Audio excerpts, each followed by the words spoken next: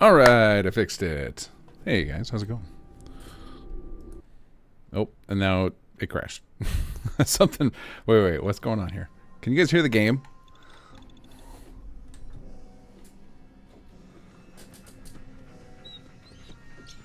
I think we got it.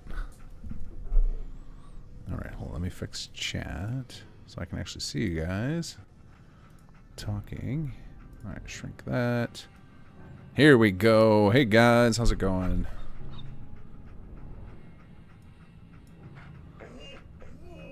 Sir Rick, hello sir. Up late as always lately.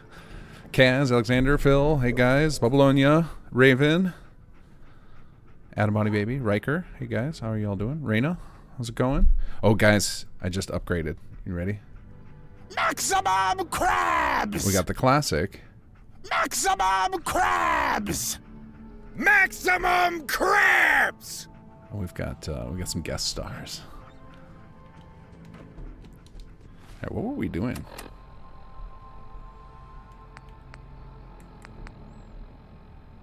Jake's private frequency. Okay, because we just finished the Nightingales, that's right. Maximum crabs! I figured out on my Steam Deck how to do randomization. So now our mission in life is to collect as many people screaming maximum crabs as we can. And we're just going to fill that folder up. Okay, I guess we go to Jake's private frequency. It's time to head to HQ. It's time to move into HQ now.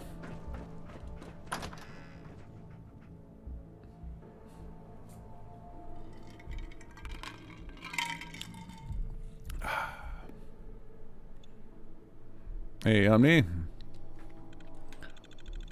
You know, I made a mistake today during the stream. I got caught up in some other stuff before the stream, and I failed to make myself a fresh cup of coffee. So all I have left is like the dredges of an iced coffee from earlier. It's not going to last us through the whole stream. It's very sad. Make that a charity goal.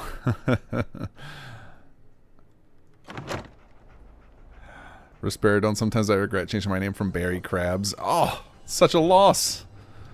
You gave up a perfectly good Krabs handle.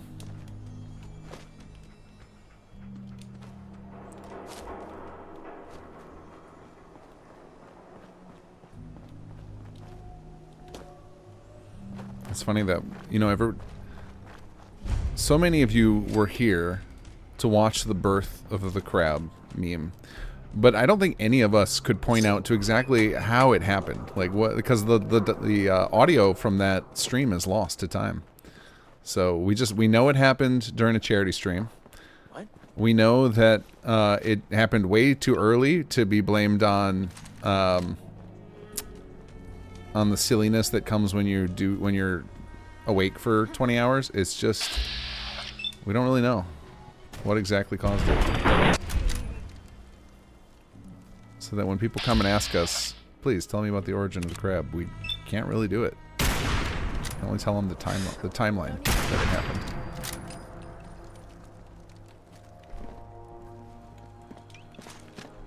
Did this guy just go on the bus? I think he did. Oh, come on, Bethesda. Come on.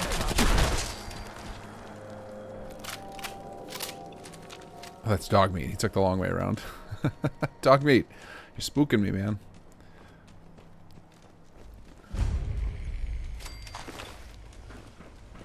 You can see there's clearly some more enemies around here.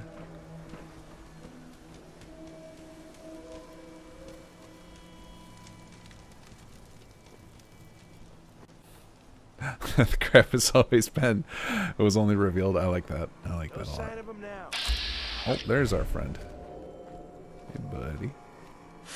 Alright, let's see. How bad is the collision on this thing? Oh, he's going to walk down the stairs. Come on. A little further, buddy. I feel like the chance of this actually working are... Well, first I got to aim better. Fortunately, the AI is not great, so... Oh my god, I'm so bad at the aiming thing.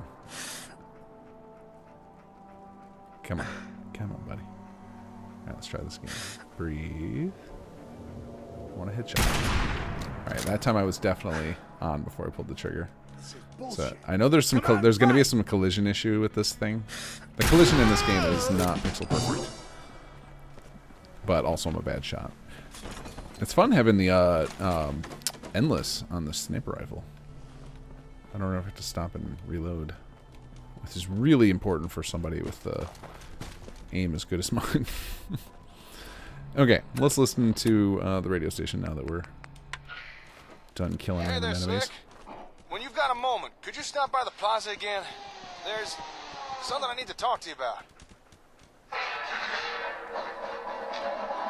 Confetti, what are you doing up there? You're gonna break something.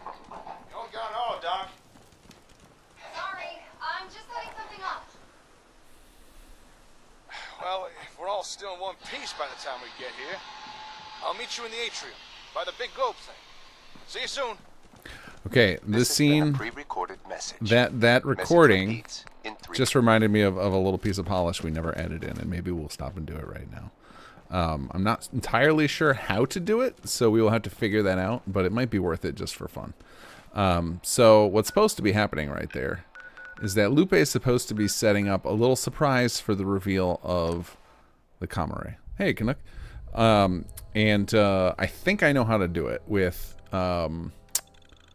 the lunch boxes. Is I can have some lunch boxes mounted up on the ceiling and have them trigger detonating so that they pop out the confetti.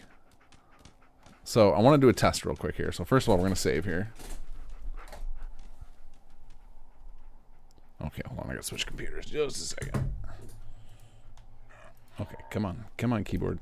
There we go. All right, so we need to do help lunch for misc. Player.add item 1E55E5. Give us 10 of them. All right, now let's see what happens. All right, what I want to try here is misc item.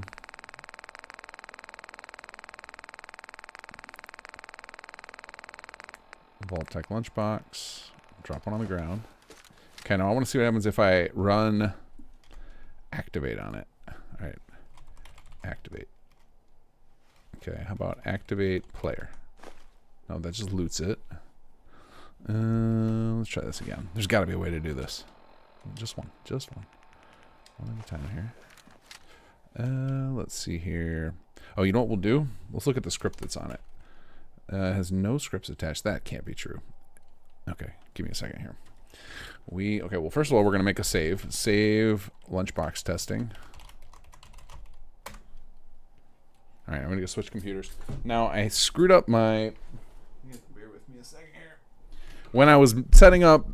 Maximum crabs! When I was setting up the new crabs button, I screwed up the rest of my stream deck, so you're going to have to give me a second while I fix it so that I can bring you guys to my dev machine, because that used to be a thing I could do.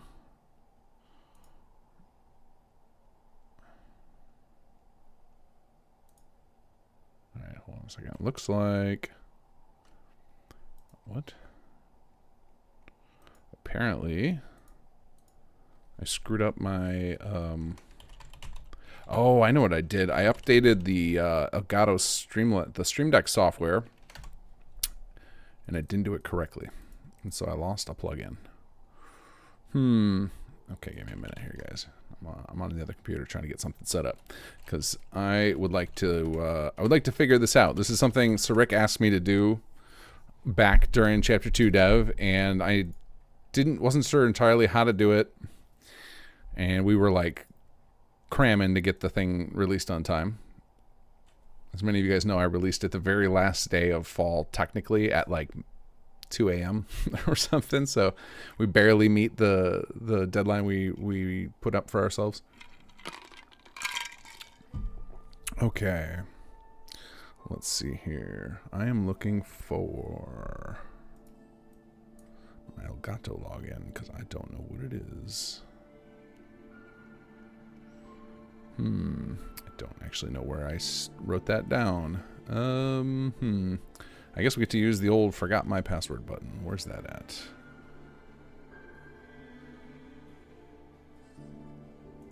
Maybe I used a Google login. think that worked. Opening Streamlabs desktop. Okay, open Stream Deck. Open Stream Deck. Please open. Install all. Okay, there we go. Streamlabs desktop plugin installed. Good to go. Alright, I can see the streaming thing. So now my button should be up and running again. So now, if this is working correctly, we should be able to go...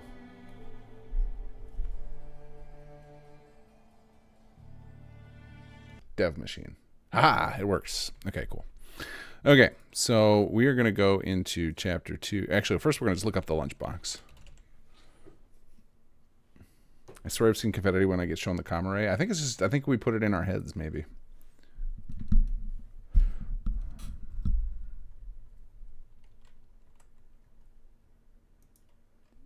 think maybe we headcanon the Confetti, but I don't think I've ever set it up. All right, Vault-Tec lunchbox. Yeah, there is no script on this. What? How does this work? So it must just be part of the NIF. That's super interesting. All right, hold on a second. We got to look into this. How did they do this? What black magic did they use here? Let's see. Meshes, set dressing, lunchbox kids. Is that a NIF or the name of the... Okay, it's just in this raw folder here. Oh, I guess I can move this over here. All right, we need... Hold on. Lunch. No. Set meshes, set dressing. We want lunchbox. I don't think it's in that lunchbox subfolder though. I think it's just here. Or am I crazy? Let's see here. Oh no, there's a lunchbox kids folder and then it's in that. Got it. Okay. Now we gotta go back up to the top.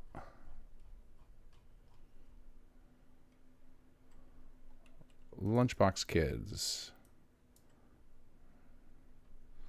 All right, and it is lunchbox kids 01. You can see there's an explosion there, so I don't understand how it's opening. There's no animation on this, so maybe it's not this. Maybe it's the explosion. I gotta trace from the explosion. Let's go effects, special effects, explosion, use info. Oh, it's an activate. No, see, it is on the misc object here, but I don't see how it's associated.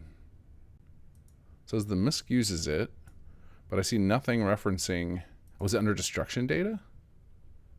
So if you shoot it, it actually explodes? Okay, well, we got to try that. Hold on a second. Didn't know that was a thing. All right, let's get out a smaller gun. This one seems a little excessive.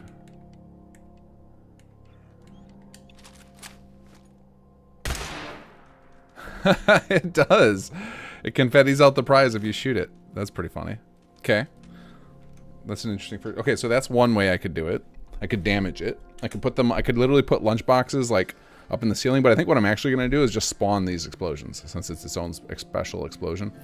But now I'm curious about what is the difference between the rare and the regular explosion.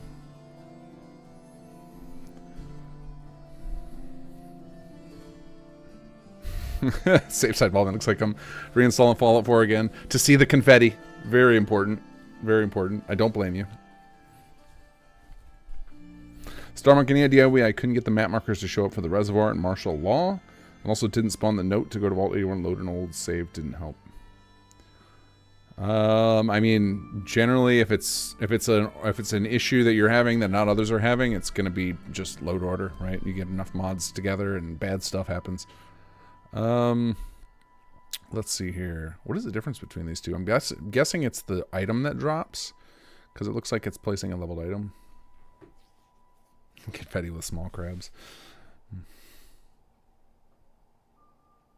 Whoops, snipe. I swear I turned off Nightbot, but apparently he cannot be stopped.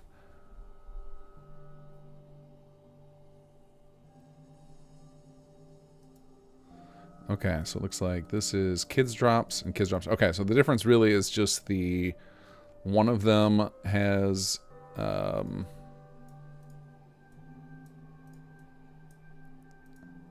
yeah, so I should be able to just use one of these explode. I should clone this explosion and get rid of the placed object, and then we can place our own version.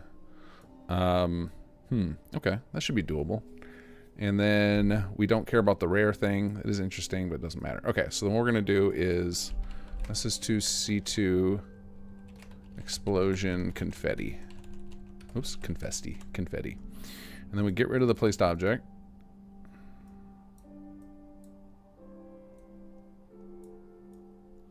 Placed object persists we don't want because we're not placing an object. Create new form. Okay. Then we go into GNN here. Now it's a, I mean, actually we can roll. I was gonna say, I don't have, oh, you guys don't see, sorry, I don't have my screen on. Dev. Okay. Here you go. I don't have my, what do you call it? I guess I can roll back my save. I was going to say, I don't have a save ready to go for this because I would need to be before the quest starts, but I can just roll this. I don't know, I guess that won't work either. Oh, well, we'll figure it out. We'll figure out how I'm going to test this. I might have to roll back to like last week's save or something to test it. That's fine. All right, let's head into our GNN cell.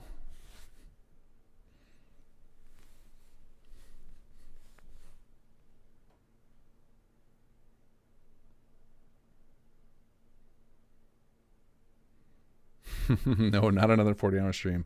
Nightbot cannot be stopped. I think I accidentally set up 2 Nightbots on 2 different accounts, and so I shut down the wrong one, apparently.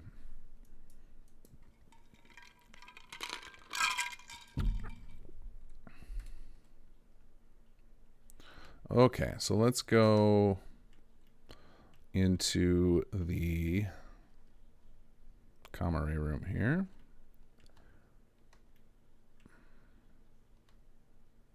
Oh, wait, I'm in the wrong one. I need to go into the HQ cell. This is the, I need to go HQ main. The GNN cell is where you do Chapter 2's battle, and then we switch you over to GNN main. Or HQ main, I mean.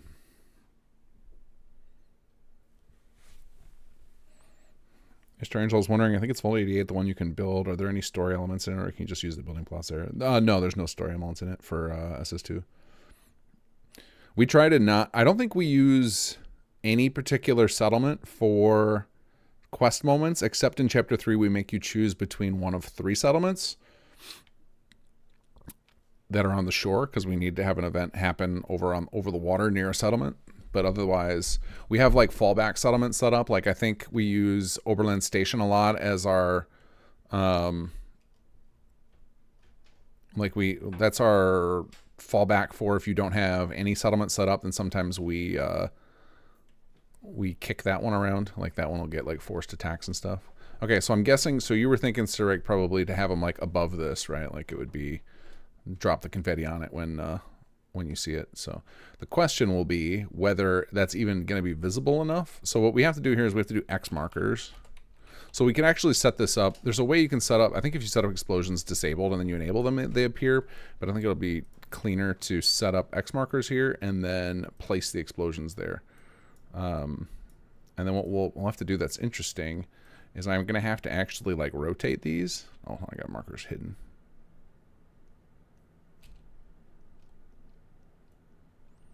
It's about to be a big mess in here because I think there's a lot of markers in this cell. Also, I should put them on a layer instead of just leaving it a mess.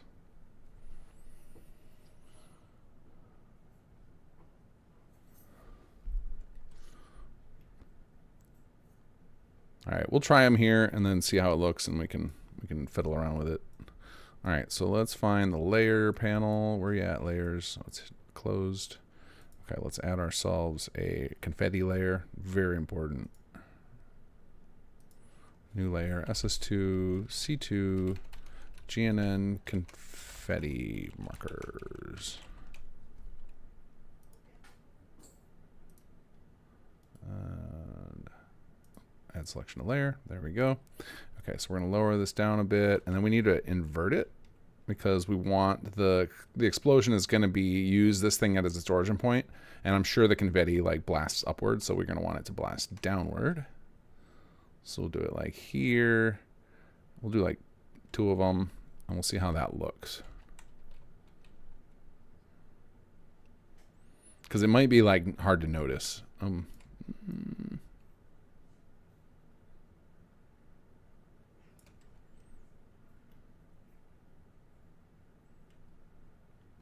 right, and then I was going to set it up as part of the quest, but I think an easier way to do it and to make sure that we can trigger it easily. We just put a trigger box around here that causes it to happen.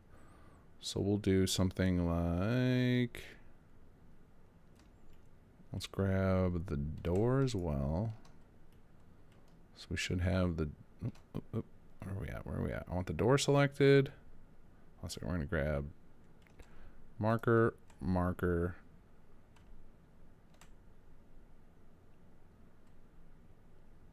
Come on. Why isn't this doing this? All right. I think the CK is really chugging here.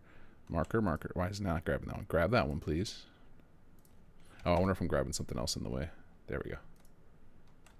There we go. Got 2 of them. And then we need the door.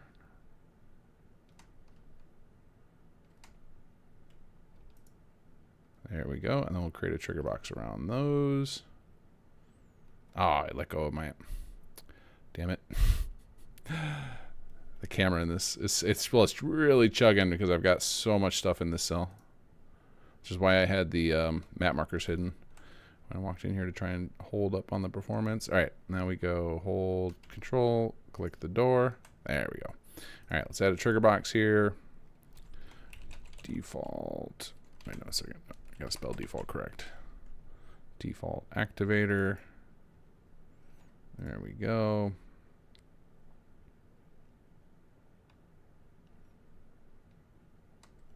All right, we're going to add a new script on this. We're going to make our own.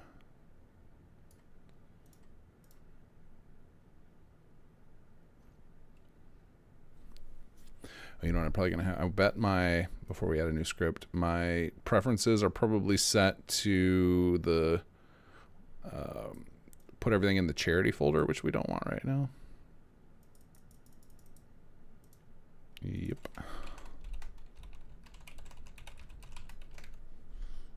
There we go. All right, let's try that again. All right, so we're going to go new script, sim settlements to object references, and this is going to be confetti, confetti trigger. Sure. Okay. Okay, let's set up a new script here. Open up in. See, you guys, look at this. Look at this. Only 4 rows.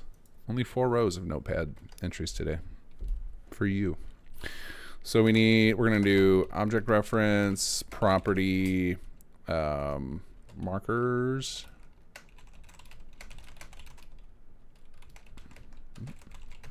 and then event on trigger enter, I believe it is. I'm sure I have this used in something else here.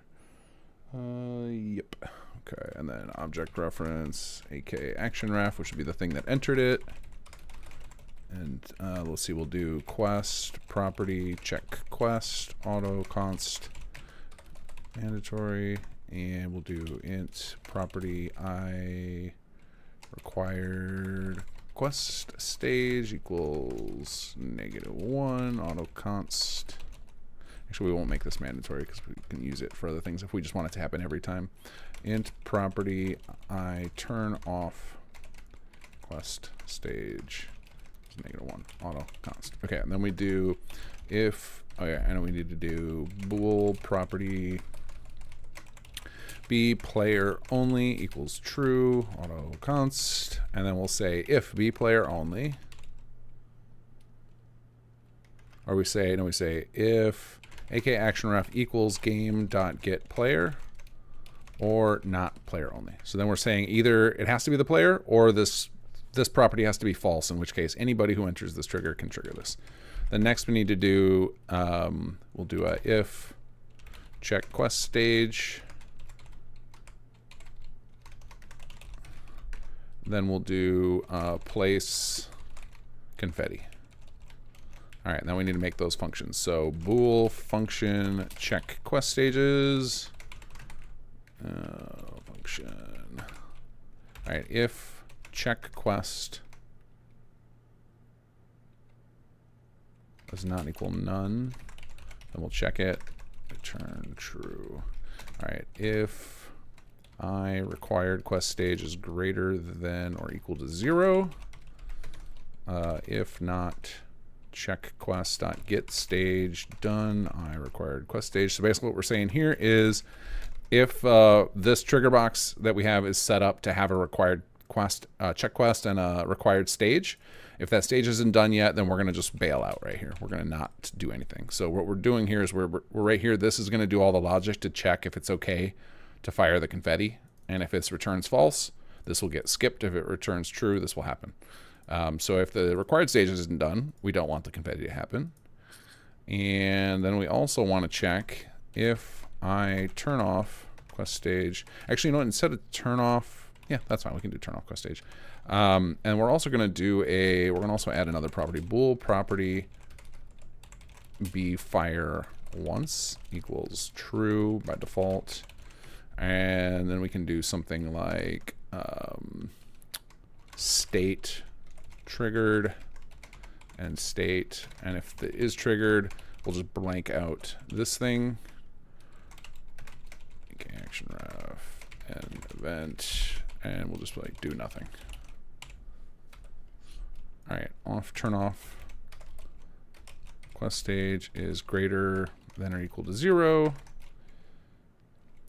If check quest dot get stage done. So now we're saying once this stage is done, we don't want this to happen anymore. So what we're going to do for this trigger box is we're going to say if the player's already past the point where the comm array was introduced to the player, then we'll turn this off, and then for everybody else we'll turn it on. So that way the first time you enter that room, it should trigger right away. I will have to, and I'll have to put a required stage of, you want it to be like when it's supposed to happen, because otherwise there is a brief period where you could get close to it before the quest that we're on right now, and so we will want to make sure that the appropriate stage at that point is set before it. So we're basically setting up a window. It's this stage is done and this stage is not done. Okay, and then what we're going to do is function place confetti. We defined that earlier. We're going to if be fire once, go to state, and we go to the state we defined called triggered. And basically what this is saying is if you only want it to fire once, then as soon as this is called, go to the triggered state, which will change this event to here. So that way if the player like waffles and goes back and forth on top of the trigger box, it won't just rapidly fire confetti. So we'll go to the triggered state, and then we'll go int I equals 0 while, in fact, we're actually going to create another state. We're going to create a state called triggering as well for that exact reason. Go to state triggering,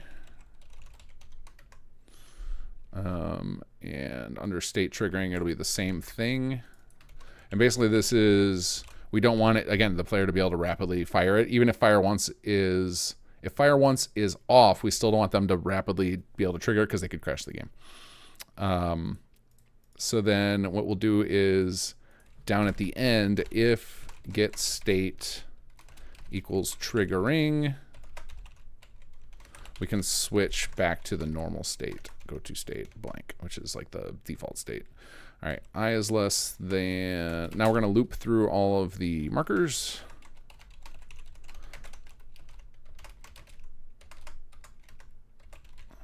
And we'll place confetti there. So object reference k confetti ref equals markers I dot place at me confetti form, and we have to define confetti form. So confetti form will be an explosion in this case. I'm going to leave it as open as a form, so if we decide to change it to something else later, we can. And we'll say generally an explosion, and that should be it. So then this should all work in theory, but we got to test it and find out. So let's go compile that. See if we're good to go. See if the thing compiles. That's step 1 complete. Step 2 will be const scrapes may not have states. Okay, yeah, that's right. We can't have const on the script itself. Edit source, compile. Bingo. Okay, now I got to remember what quest this is. So now we're going to go to SS2C2. And I apologize, chat, if you guys are asking me questions or anything. I am in the coding zone now, so there are no answers available. All right, so we are on moving day, I believe.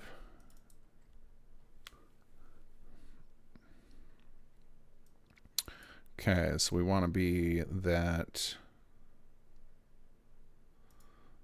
We want stage 20 to be set on this. So check quest is going to be MQ23.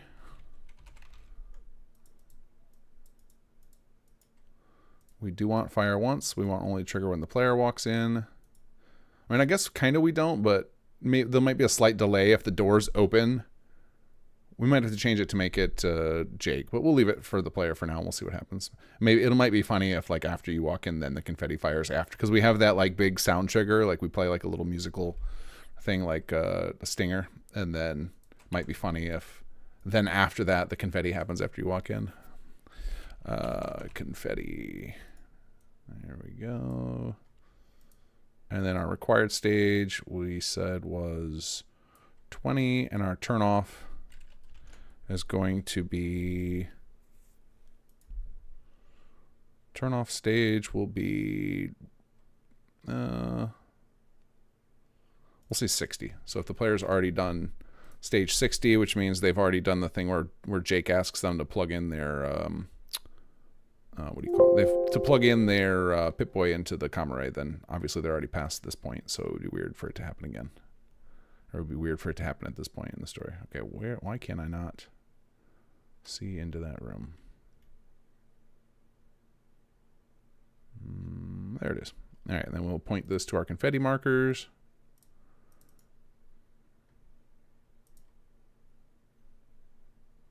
Pick reference. We want, oh, gotta zoom in. This guy.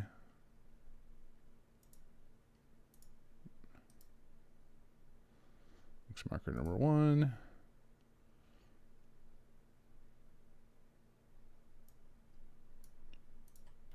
Oh, I see why. We got to zoom in. Hold on, we're going to do this. We're going to shrink the trigger bar. Oh, I can't because I have it selected right now. All right, we have to just zoom in really awkwardly. Select our second one, pick reference. Come on. I can't tell if it's just the CK's delayed. Nope, it was just I was too zoomed in.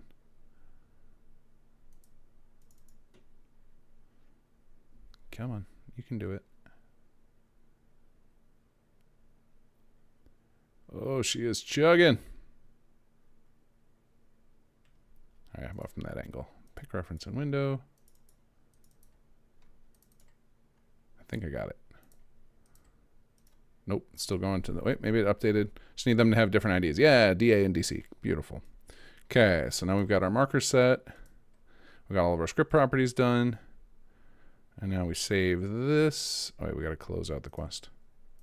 So now this, we basically built it outside of the quest, which means it should work on my existing save. So now I'm basically going to take this script and this little plugin, and I'm going to upload it to a drive, and then we'll see it in game. So you guys are going to give me just a second here to get this all rigged up.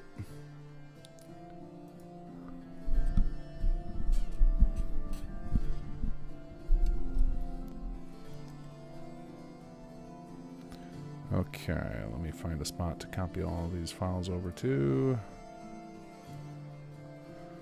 Chapter 4 needs NFTs and cryptocurrency. Oh, get out of here with that stuff. Ugh.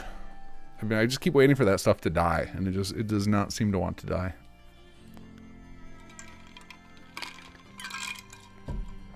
All right, where are we going to put all this? We'll put it in our package file directory.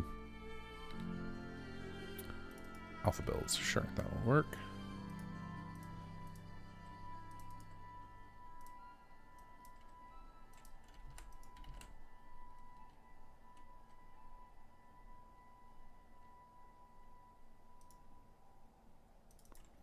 Like I said, I'm gonna have to update the entire archive. Bear with me here. It's gonna take me a minute just to get all these files updated.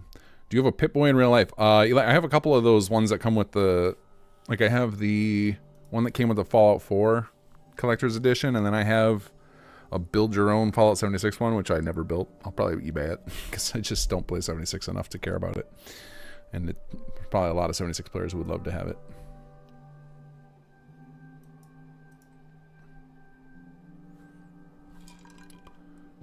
All right, grabbing our scripts.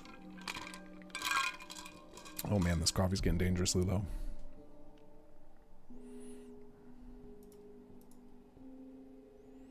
one of my kids saw my Pip-Boy the other day and was asking, because I have it on a shelf, and was asking me what it was for, and then I tried to show it to them. They're like, "Well, what's the point of that?" I was like, "That is a good point. I don't have an answer for you. It's just a decoration." It is pretty wild that they made it so that you could actually plug in your phone and use it. Like, not sure why you'd want to do that, but applaud them for putting in that extra effort.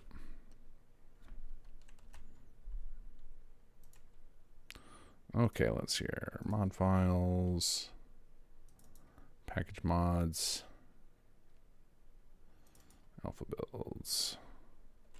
All right, let's get these files in. Now, hopefully I don't mess up my save too much, because I know my script files don't quite match up with the rest of SS2 yet, because I am like halfway into a patch right now, which we are going to release not this Friday, but the Friday after should be patch day for SS2. We are long overdue for an SS2 patch. Let's see here. So I have a lot of partial changes made.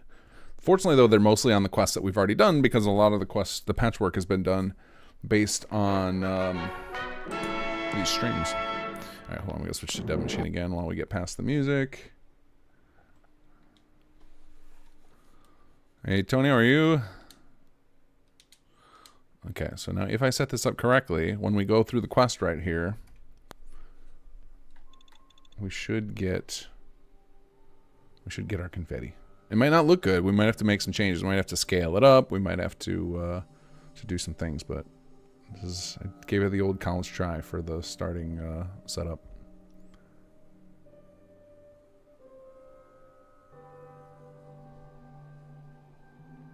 The Pip-Boy 3000 Mark V is pretty awesome. Doesn't care about my phone. Oh, does it not need a phone? Does it just have like a screen in it? I guess we don't need our gun now.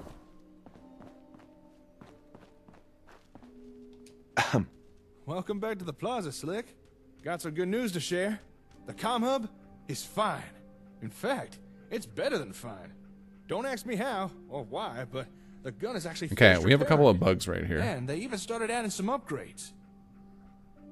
So we actually have some bugs here to fix. So it was supposed to teleport me to the outside at this stage. The teleport to the inside is not supposed to happen until after this, because when you come back here, unless I'm missing, maybe I've got this missequenced. Maybe that's a different point. I say, isn't it supposed to teleport you to the front, and Teresa's still there? Let's go check. Let's go check if she's still out there. Then why are you still here? No, yeah. Oh, hold on a second. Let's go see if she's out there.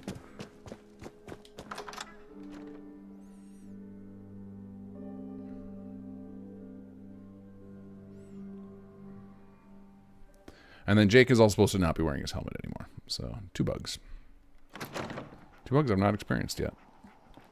Yeah, Teresa's out here. Okay, so we need to fix these as well. But let's go test our confetti while we did the work, and then we'll double back and try and fix that. I have the save from the beginning of the session we can use to fix these 2 issues with Jake and the teleporting.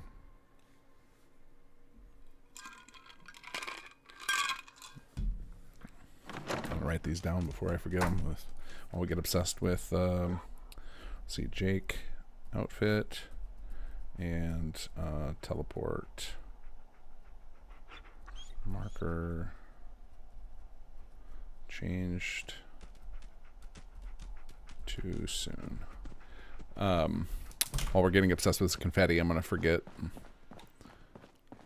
Hey, look! Now his helmet's gone. Welcome back to the plaza, Slick. Got some good news to share. The comm hub is fine. In fact, it's better than fine. Don't ask me how or why, but the gun is actually finished repairing it. And they even started adding some upgrades. That's great news. Part of me was dreading finding the hub, thinking what the gunners might have done to it. But turns out they were busy making it even better. That kind of brings me to the next thing I want to talk to you about. You see, I think we should stay. I just realized, I think I know why he's keeping the helmet on. So I changed the outfit swapping system at some point to make sure that it only does it on load, and it was there was probably a script delay where it was still waiting, and then so when I went outside and came back in, it triggered it again. Okay. Care to elaborate? Well, think about it. It's got real hardwood flooring.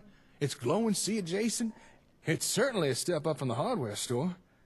And I don't suppose you've noticed what's on top of this place?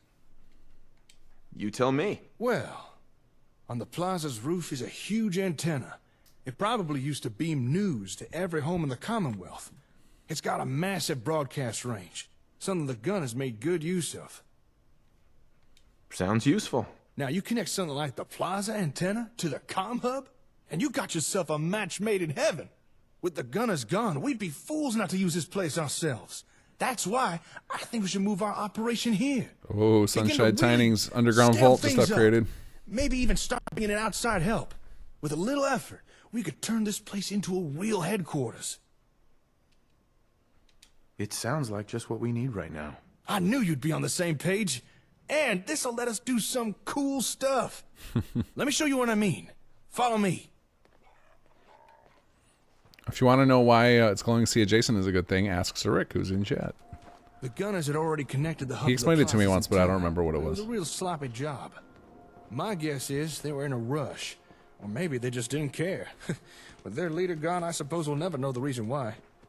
Anyway, after a little tinkering around, me and Lupe figured that we could do a better job integrating the hub with the antenna. And after a little trial and error, and a lot of new parts, that's precisely what we did.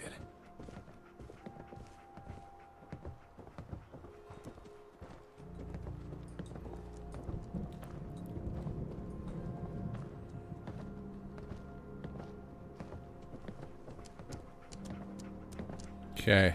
Actually, you know what? Here, there's a good spot to save it. Hold on. Crap. I really gotta fix this other keyboard. No, stop. Alright, save. About to trigger confetti. Save. There we go. Alright, let's go. So, without further ado, allow me to introduce what we've dubbed the comm array. Did you see that? The little confetti did work, but we couldn't hear the noise. And it's super tiny, so we gotta like scale it way up. Okay, good to know. Okay, so let's go back to our dev machine. So we got some bugs to fix, and we gotta figure out, and this confetti can be improved for sure. Alright, let me switch back here. Oh, I know, it was a temptation, Raven, but I was mostly interested in following Jake there, because I'm so excited about this confetti thing, because it's so dumb and pointless. But it's just fun. Okay, so we're going to do... Let me think here. So the best way to do this will be to float property f confetti scale 1.0. And then what we do is we go...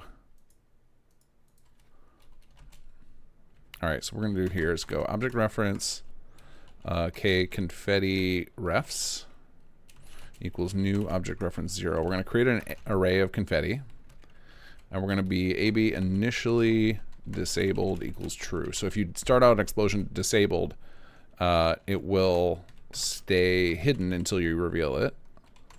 So then we add, oops, confetti refs dot add. We're going to add this to the array.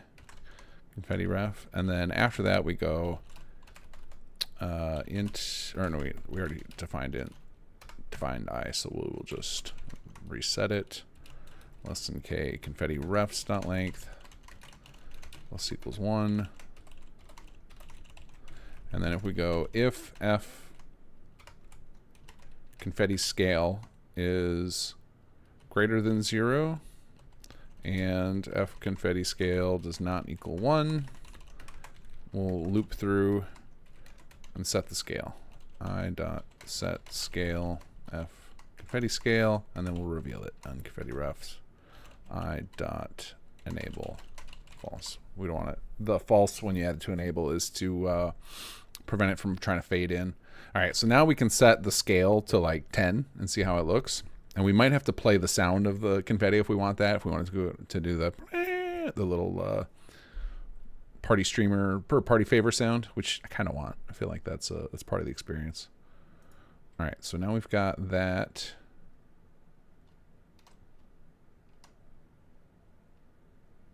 set. So I need to recompile that script.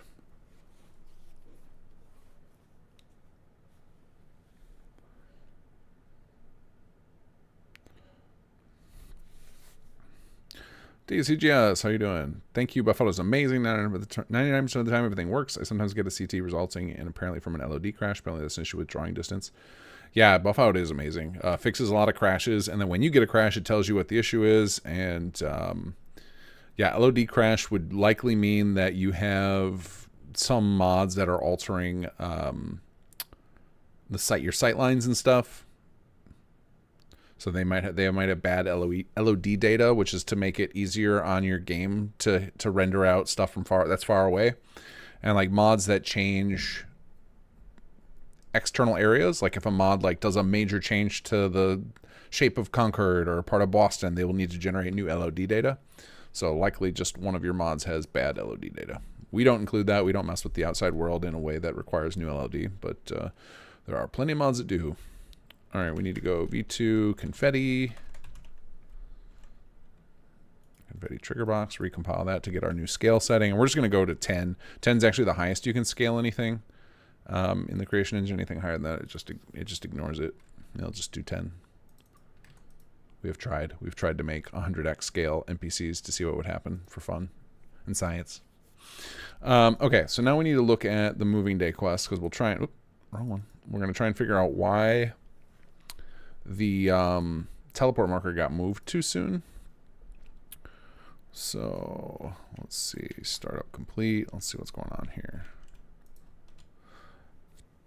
Okay.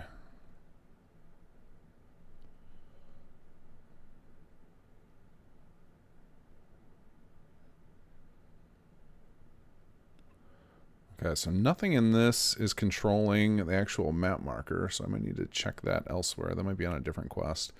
Could be on GNN Manager, could be on something else. Let's see.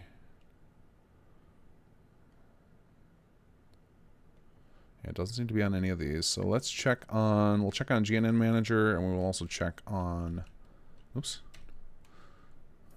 Let's see, is it on GNN Manager? Where is GNN Manager? Not here. This must be under HQ. Yep, GNN Manager. All right, let's see here.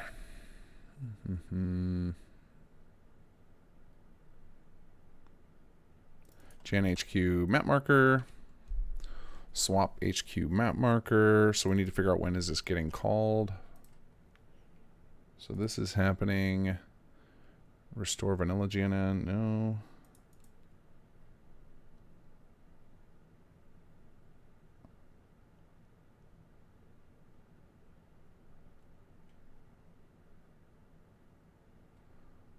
Okay, so I gotta figure out when this is happening. I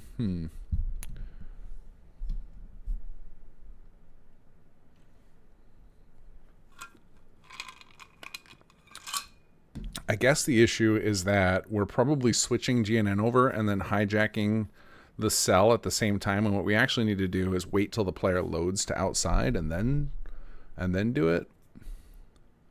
So I got to find out where is hijack GNN being called from. So for this, we're going to actually load into our containing folder, and we will check with another tool I have.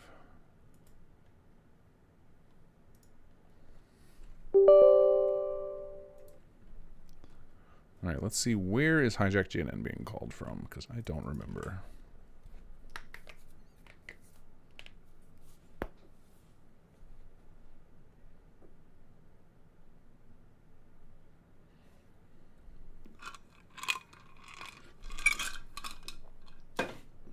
All right, coffee cached.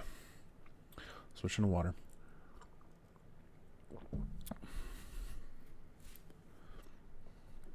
Okay, looks like it's happening in GNN Manager. It's happening in MQ22. Interesting. And in M23. Okay, why is it happening in 22? That might be the mistake. All right, so let's see. Let's look at hijack here. Hijack GNN is happening when? Post timer. Post timer. Moving day delay. Okay, yeah, so it's happening in here, but it also says it's happening in 22, which is not correct, unless Actually, I guess that makes sense because we have multiple hijacks. We have the one that's like, so let's look at MQ Master C2 because we actually have 2 hijacks. We have one for the battle and then one for the HQ cell. So maybe that's the issue here that I'm got to find the difference between those. So let's see, MQ Master C2, hijack GNN, maybe hijack equals true.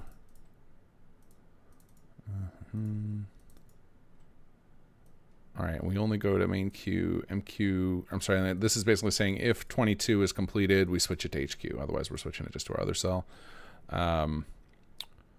Okay, so when this happens in 22, it won't be that, so we're good there. So it's this right here, this post timer. We need to not do this here. We need to do this when Teresa loads. So we need to do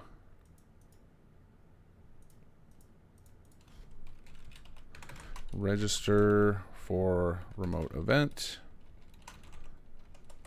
Teresa idle marker alias dot get ref. Oops.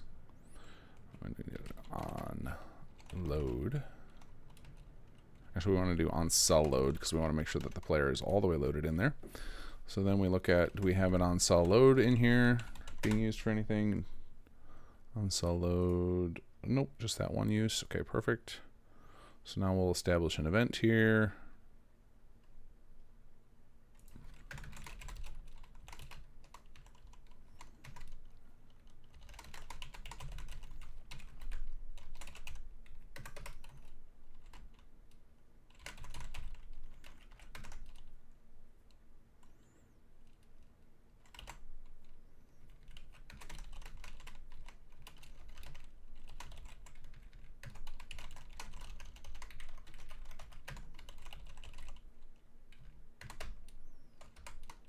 And then we will unregister for the event once it happens. Unload, or it's on cell load. And AK sender. Okay, so now, okay, so we're gonna have to roll back a little bit in our saves to test this, to test that this part works. And I definitely want to test this because if I do this wrong, it could end up being that the player just never gets HQ hijacked, which would be a problem. But you know what I'll do as a fallback? Is we will add it to Teresa's conversation. So if people have a problem with it, they can just go talk to Teresa and that will solve it. So let's find, where is Teresa's thing?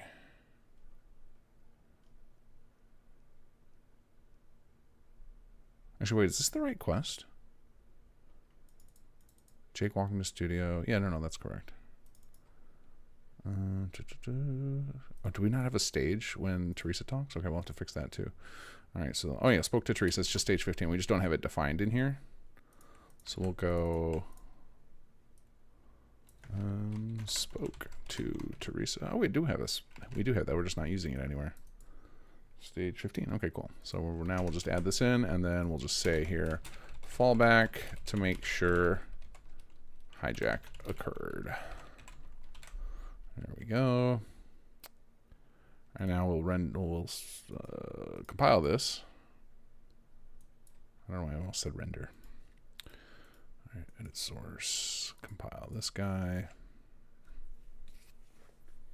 So this part I'm not going to be able to test yet. I'm also curious about Jake's outfit thing.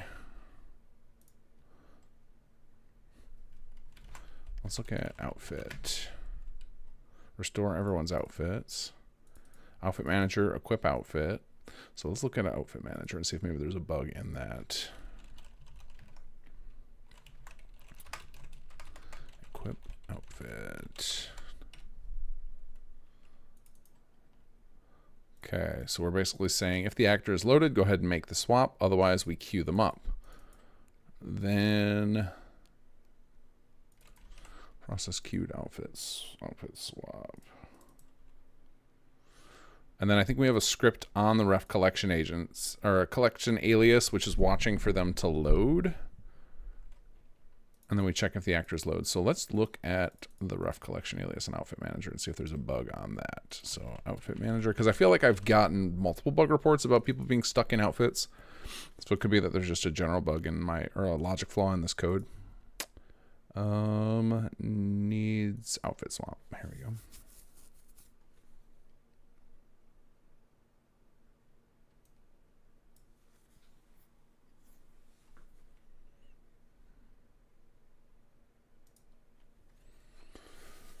Hello, Daniel Moore. How are you?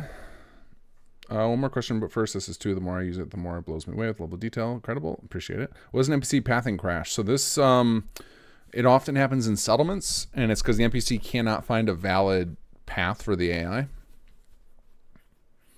So it generally means that your settlement is overly complicated.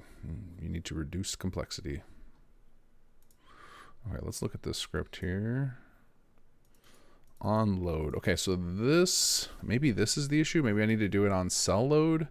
I think the problem with that is you can end up with like a whole bunch of, or maybe we just need to add a delay here. On load, and then we just do something like utility.wait utility.random int 0 to we'll do random float 0 to you'll do 2, so that way it staggers out if there's a bunch of people queued up. Swap outfit on load. Let's go ahead and compile that one. I guess it needs to be more than 0 then. It needs to be like 0.5 to 2.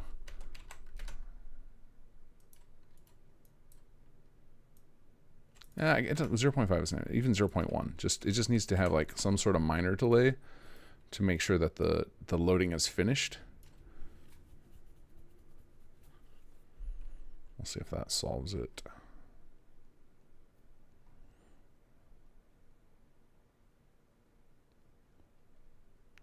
Now like I said, we'll have to go back quite a ways because we would have to go back to a save.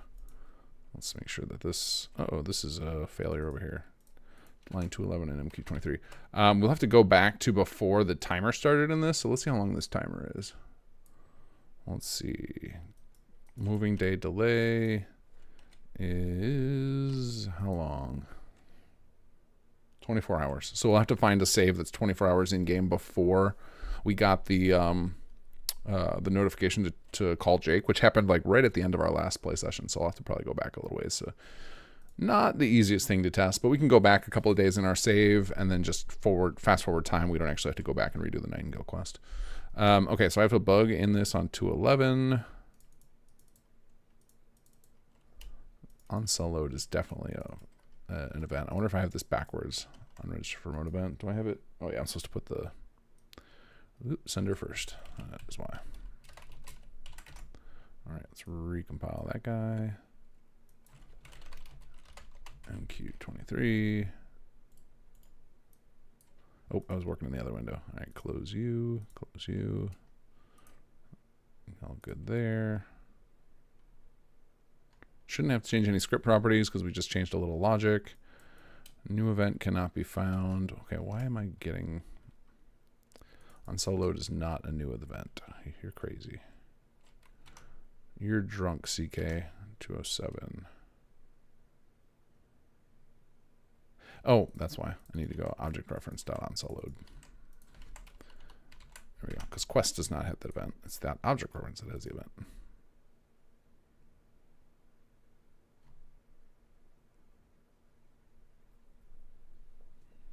Come on, compile, compile, compile. Oh, what else we got here? Oh, did I do it backwards on that one, too? I'm getting rusty. I am getting rusty. Yep, did it backwards on this one, too.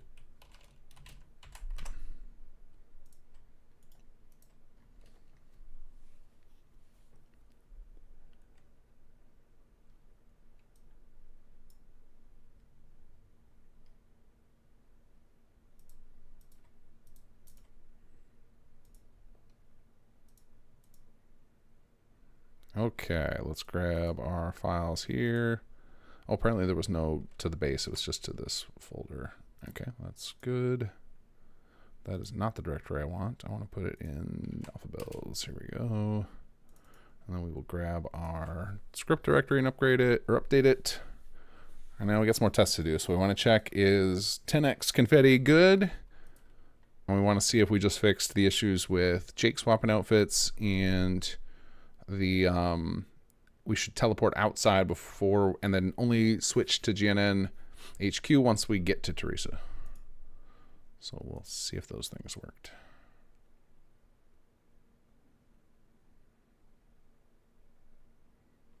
Okay, while that's saving, we can switch back over to the game machine.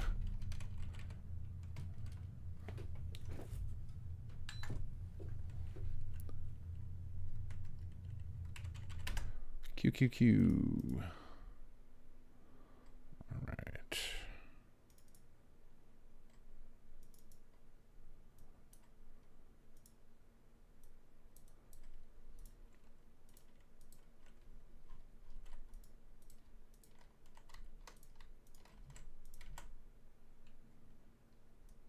All right, why won't you copy files? Copy here. Replace files.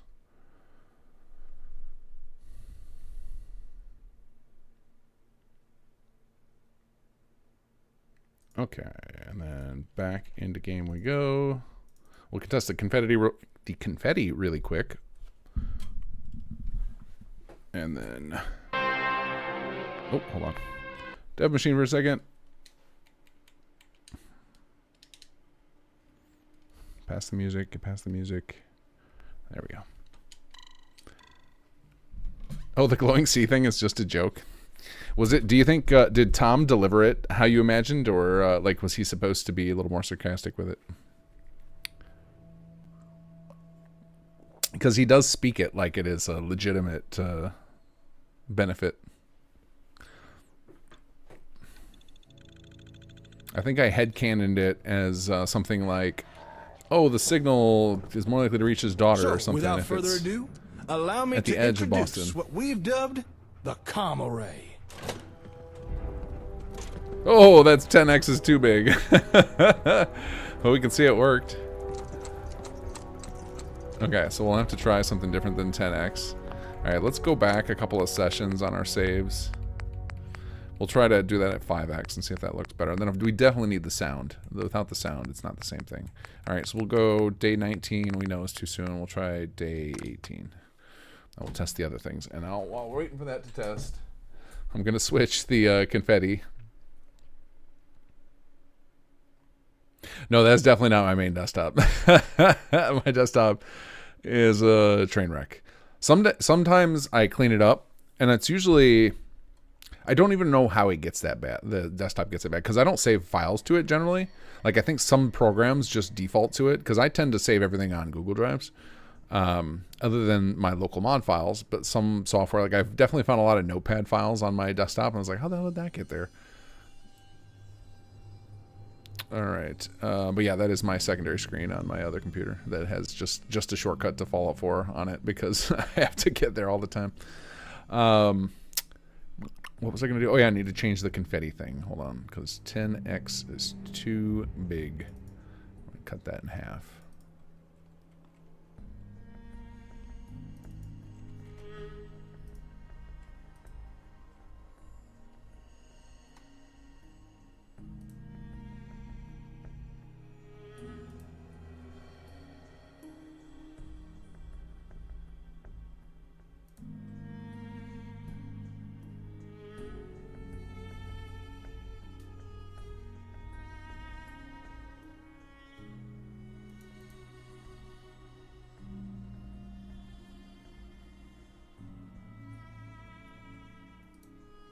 It also seemed like there was only one confetti, but that might have just been... the second one was so big it got blanked out. I'm not sure. Make sure my markers worked correctly. Yeah, 2 different markers. Alright, let's try this. We'll rename them here, so I can find them while we're waiting for the game to load. Confetti marker 01.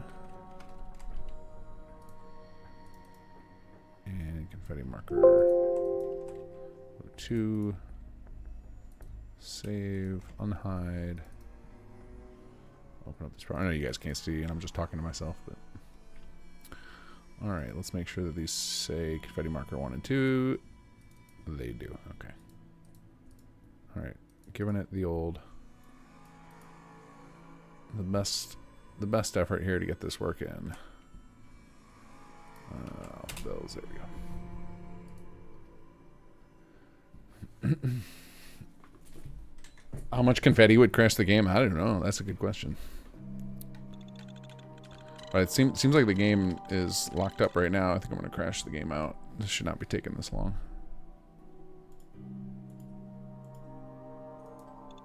So we have learned over the years that there is a bug in the creation engine that manifests periodically, where if you load a save without or from anywhere but first launching the game, a lot of data gets stuck in memory, and so your best bet when playing a Bethesda game is if you die or something, or you need to load a different save, you need to fully exit that desktop and then load it up again. Anything outside of that, you could end up with a really funky save state.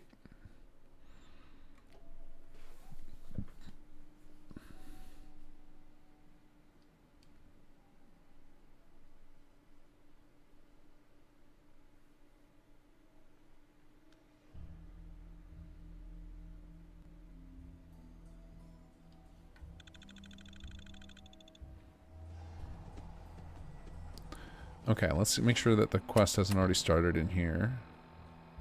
So what we'll do is show quest variables, SS2, C2, MQ23. Good, it's stopped. So we will just pass. No, we'll just start. We'll just force start the quest. Wait a second. Is this before we finished Battlefield GNN? I doubt it. All right, start quest.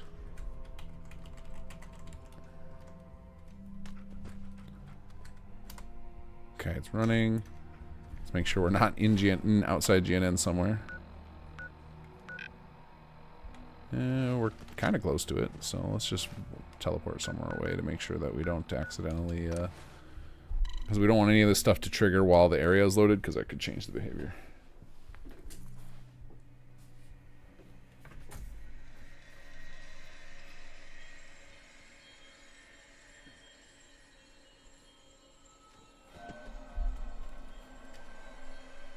Wait, what did that say? You're running out of time, what? You're running out of time to help Oberlin Station. Well, we're about to run out of time for real, because we're going to pass time 24 here. And then we should get our objective to call Jake. Failed to talk to this other's Oberlin Station. They must have been really sad since they were looking at me during that time. Alright. Hey! So, okay, Hey so there, this Slick. works. I hope you can hear me all right. Uh-oh. I was wrong. We hadn't done end of the beginning yet. Damn it. Okay, hold on. Alright, so I gotta hope that... I gotta go back. Alright, I gotta try last week's save isn't gonna be... I gotta hope I have like an autosave or something from last week. Alright, let's see what we have here. That one's no good. That one's no good. Let's try, oh, you know what? I went to day... Okay, here we go. I have one at the end of the battle. I can see. I'm staring at Algernon. Okay, this should work. But yeah, for your best experience with any Bethesda game, if you need to load your save again, you should just fully exit the game. It's kind of a pain in the butt, but it will... Especially if you're bug hunting. If you are, you know, just playing, I guess you can... deal with the consequences of it, but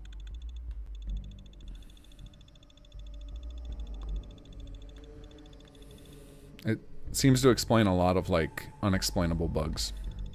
We've seen that when testing. We've gotten repeatable steps where just by fully exiting the game and reopening it, like a bug goes away.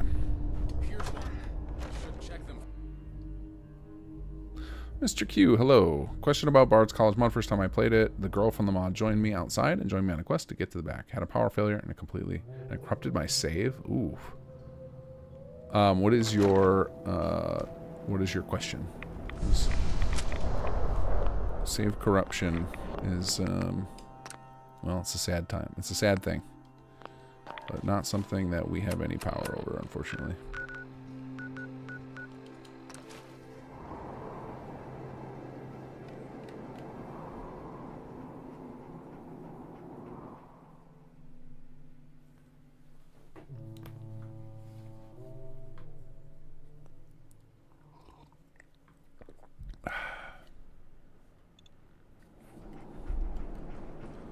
Okay, let's see here. So let's check MQ23 again. Okay, it is running. Stage is 2. So now pastime 24 should trigger Jake, and it should be end of beginnings already over.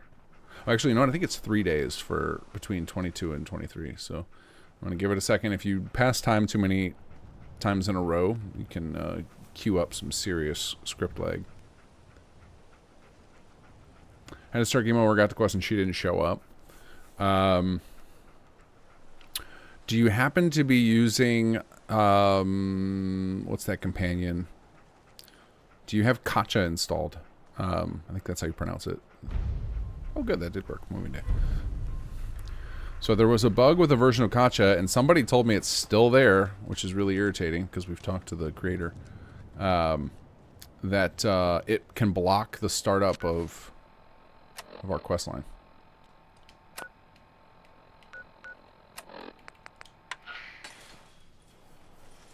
Hey there, Slick. When you've got a moment, could you stop by the plaza again? There's something I need to talk to you about. Confetti, watch what you're doing up there. You want to brace something. You don't got it all, Doc. Sorry, I'm just setting something up. Well, if we're all still in one piece by the time we get here, I'll meet you in the atrium by the big globe thing. See you soon. This has been a pre-recorded Okay, message. let's see if this worked. Message. Can I continue the quest? I am not sure. So the way the quest should play out is one of two ways. Like, have you done the bard on that character? Did you do the base game bard quest? Because basically, there's 2 entry points for Bard's College. One is you talk to Viarmo in the Bard's College and accept his quest, and then when you walk outside, she'll show up and talk to you. And the other way is after you've done Viarmo's quest and you start to do the festival, she'll come running up. There actually might be a 3rd entry point too, where like she'll chase you down. And I think that 3rd entry point, that's the one that can be blocked by Kacha. So if you have that installed, you may need to either disable it or just check if you haven't. Maybe it has an update that you need to get. I'm not sure. Hey, Bramble, how are you? Riker really enjoyed Transmission Zeta. Awesome. I actually will probably install it and play it on this character at some point. It was very shocking to watch it be played out. Okay, cool. So now I can see the map marker didn't change yet, so that's a good sign that this worked. So actually, you know what? It's too late to say. I would say I'm going to make a save here, but that doesn't make any sense. It'll still be the same issue. So we should teleport outside, and then when we arrive here, it should flip it so that the map marker changes. You have no other mods, and you got the quest from Viarmo.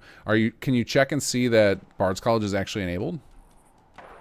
So if you go into your, if you pause and go to the mods, or it might be called creations in Skyrim, go to that menu and see if it shows in your load order if Bard's College has a little check mark next to it.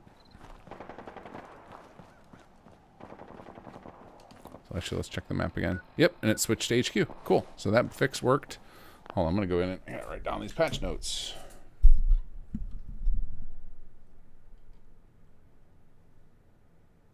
So like I said, I don't know if Kacha is still broken. That's just what somebody told me. It could be that they were on an old version, though.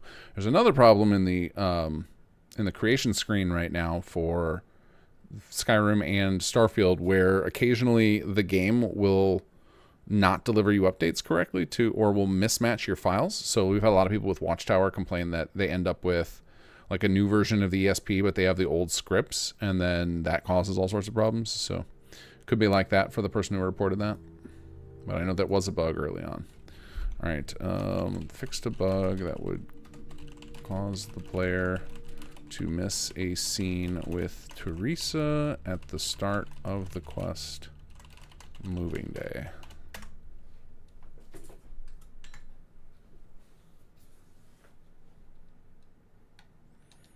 Okay.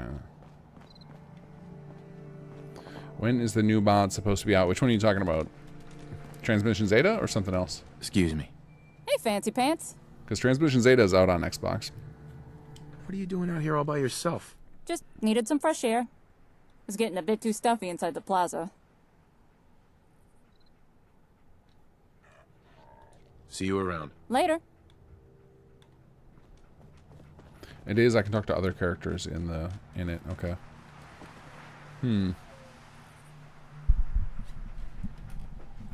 I don't know. I mean, I can flag this for our QA to look at and see if they can replicate it, but I have not heard any other reports of a blocker of this, except for with mods installed, like with other mods installed. But if you're literally only have Bard's College installed, then that's alarming.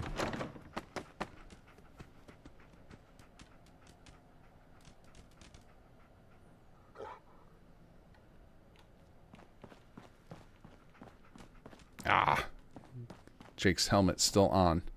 So I think if we walk out, hold on, let's check and see if he in the outfit manager. Now let's grab Jake here. Did he get put in the outfit manager thing? He's in outfit manager, but under Jake Holster startup, which is normal. Okay, you know what we need to do? We need to go SQV. No, that's not gonna work. I can try it. SS2 outfit manager. Needs outfit swap. And Jake is not listed there. Interesting. Just a second.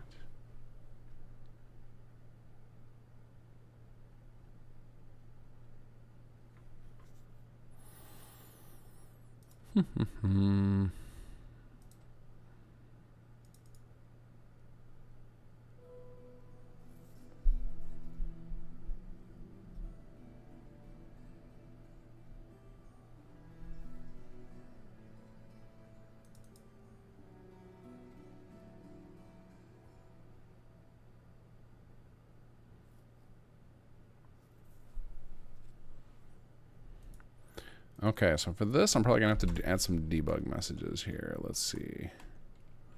Mod, trace, custom.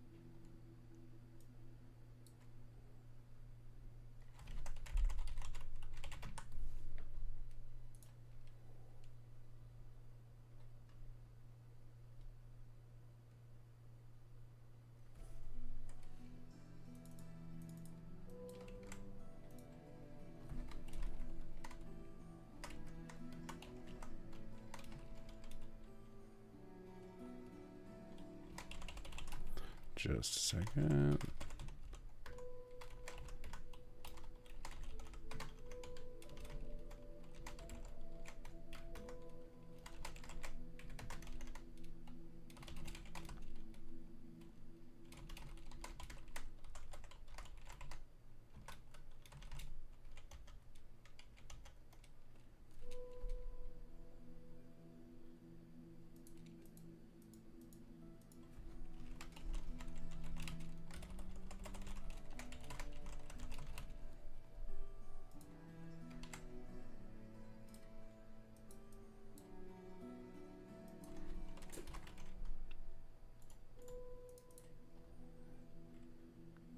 All right, in our next test, I'm going to add a little debug, but we're going to go check and see how the confetti size is next. So we got one bug down, and then actually we got the most important one fixed because the all right, hold on a second. Why is this not compiling now? The missing out the Teresa scene is a bummer, and it's also confusing because hold on a second. I'm having a little problem here. It's confusing because you're initial objective markers on Teresa outside, so it would be like you'd get in here and then it would probably be pointing out to her for a second. Why is this not compiling?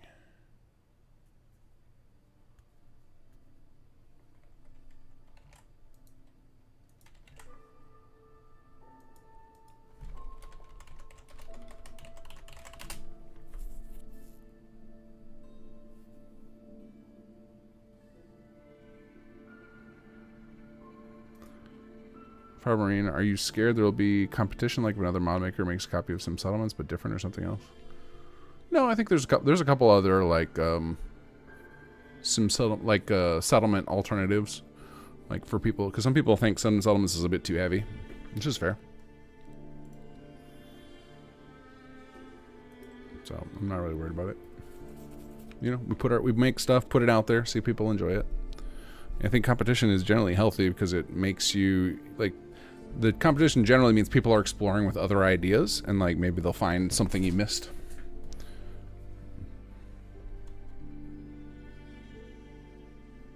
Daisy is my compliments character, Allison Gale. That is written by Cynical Bounce. Very, very awesome characters in the NLTC questline. Mr. Q, glad to be back. I've been on and out of hospital almost 4 months now. Holy crap. Well, sorry to hear that, and glad you're up and running again. Sorry you're having so much trouble with bards. Yeah, best thing to do would be posted on our forums for sure. If you post like, and you said no other mods. I don't know if you mean absolutely no other mods or just no other mods from VC. But if you post your full, like a screenshot of your load order screen of your creation screen, so we can see if there's anything that might be a conflict, that can help. If you're on Xbox, it's a lot harder for us to help you troubleshoot. PC, we can probably look at a save file for you.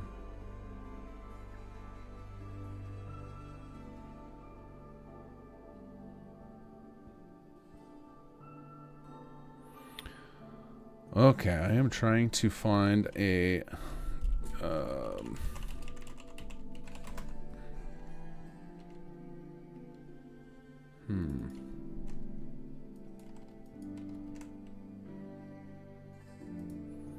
I'm currently rigging up a some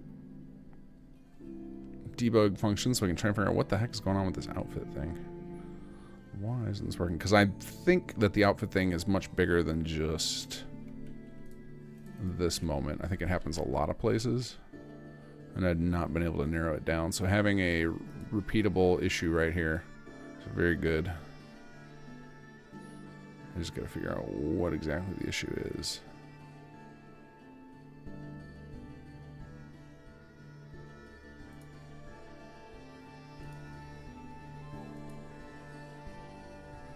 Okay, so actually there is already a little bit of debug going on here.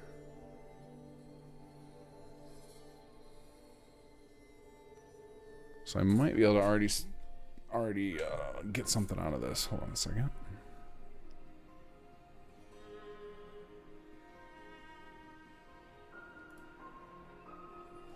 All right, let's look at our documents, my games, Fallout 4. Log, script, user, SS2.0. Let's see here. Oh, wow. Hold on. This Notepad is real bad on this computer. It is a lot of open files. Holy cow. That's a little too much even for me. Okay, let's see here. So now we're looking for... Wait, this is the wrong one. This is the wrong file. I want an outfit manager. It has its own separate log. Okay, here we go. Let's look at the outfit manager log.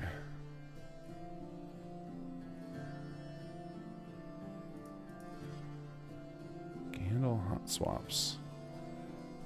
Okay, so from the look of this, we were starting to get some of the, like, this is like an old bug with Jake where it would flip in back and forth between his two states of his holster, because we have the thing where you can actually hit where his gun will be holstered. Looks like it was swapping back and forth. Make sure we have Jake selected 20F21. Yeah, it was starting to do that. Unfortunately, it caught itself and stopped. Process queued outfit swap. So it did happen.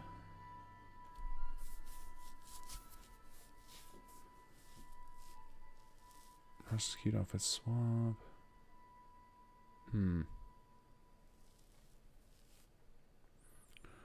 Okay, I need some more info here. Just a second. Actor loaded processing swap. Okay.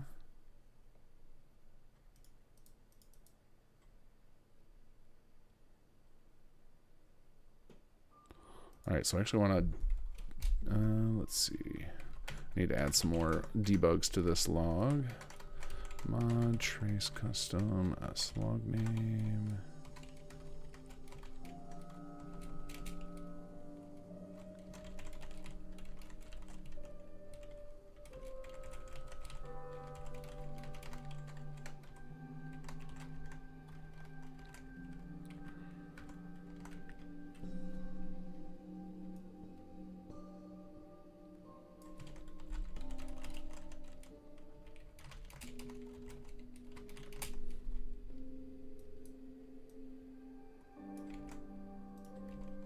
Okay, so now I've got some more debug stuff in here, so hopefully this will tell me what the heck is going on.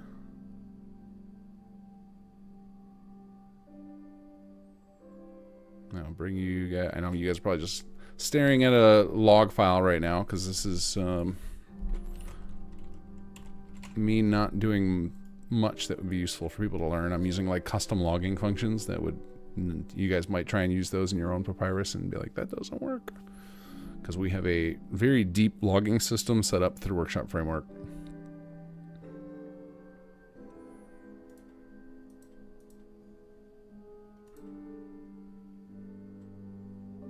Mr. Key, I'm on Xbox and have other mods installed, but they're all the same mods before the save file's corrupted.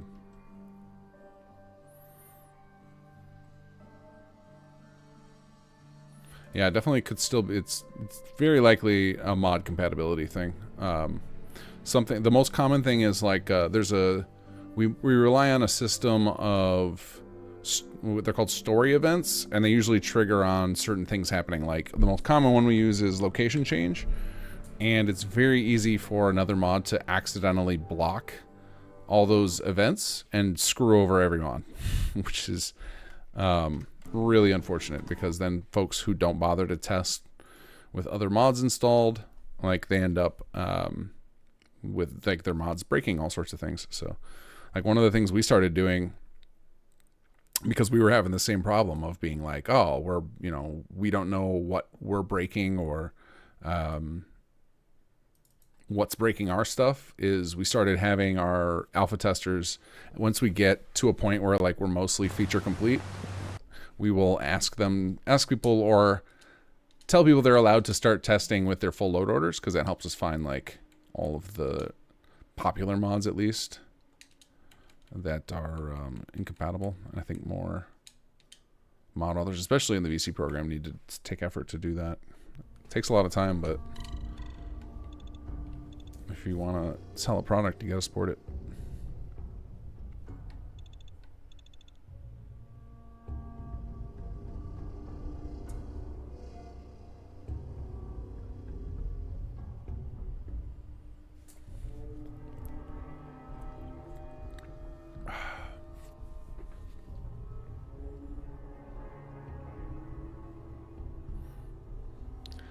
Gotta be honest, I thought we were going to get a little bit further in the quest line today. Did not expect us to spend an hour and a half getting Confetti working. I know we're doing more than that, but that's what it feels like. So, Sir Rick, I hope you appreciate this. The primary patch note acquired from today is added Confetti.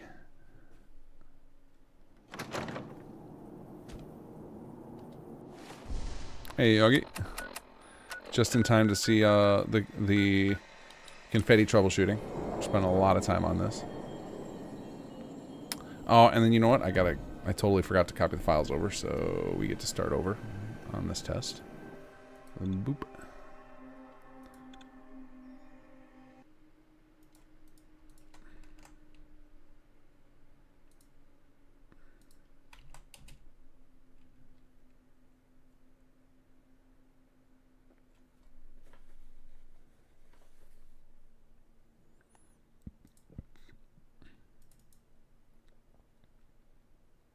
Yeah, there's a lot of weird stuff that breaks with some mods that we don't understand. Like, for some reason, if you tag our quest mods, like if you add the little tags to them so that they get organized in your quest log, then some of our quests break for some reason, which the name has nothing to do with the functionality, so I have no idea why that happens.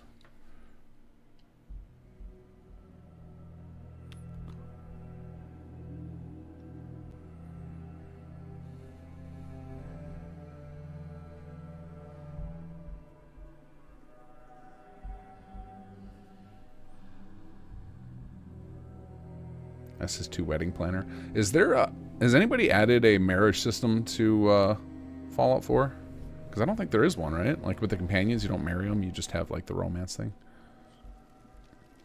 I know there's like the little chapel in Diamond City, but I think the only thing that's used for is isn't there the wedding, like somebody marries the school teacher robot or something? It's been so long since I've done it. Heather Kasdan takes your ring. Oh wow, that's bold. That's very bold. Morning, Thea, how are you?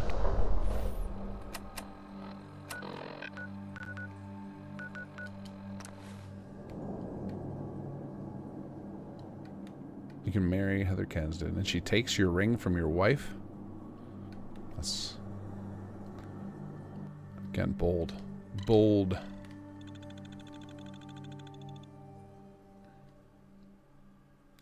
Do they have like a little ceremony with the pastor at in Diamond City? All right, let's see here. Show quest variable. This is to C2 MQ23. Okay.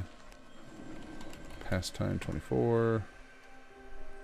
And that should trigger Jake.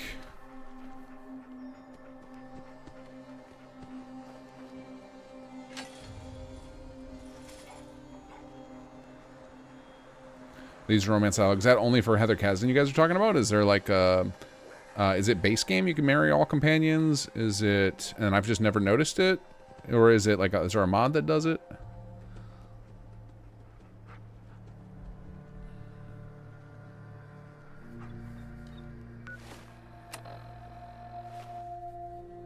Alright, while this is doing its thing, I'm gonna... While we're waiting for Jake to call us, or the objective to come up, I want to see if...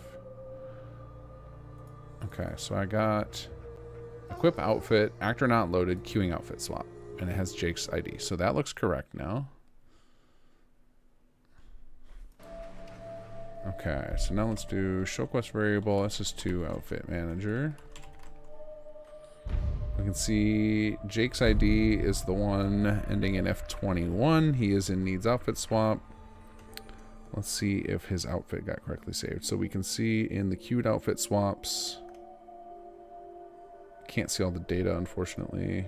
Oh yes, I did. I just saw it. Now let's see. 20 F21 outfit to equip E6 E7. All right, let's go check what that ID is. So he's going to try and equip that. That sounds like the correct ID because that's from chapter 1. And chapter 2 would be a slightly different outfit ID. It wouldn't start with a 9. It would start with an A, I believe.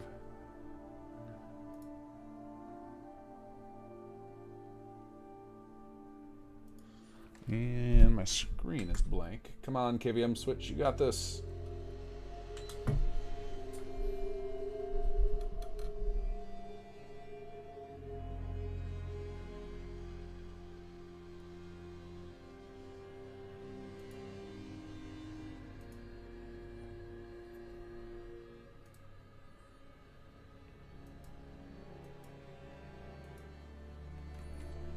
Okay, so I need to look up what outfits IDs Jake has.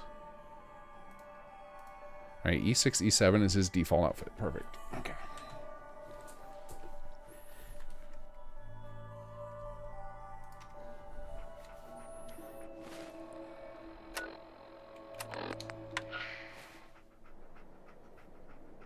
Hey there, Slick. When you've got a moment, could you stop by the plaza again? There's something I need to talk to you about. Does this mean you're leaning into marrying Jake and other stupid companion idea again? Now somebody asked me, somebody posted above, I don't know who said it, I think it was Kaz said it, was KG's doing something with wedding planning. So then I was just asking about the wedding stuff that's available in the base game or with mods. Because it's like a thing in Skyrim and it's a thing in Starfield, but I always thought it was not a thing in Fallout 4. And then you guys had me second guessing. I was like, wait, is it a base game thing in Fallout 4 and we've been failing to include it with all of our followers?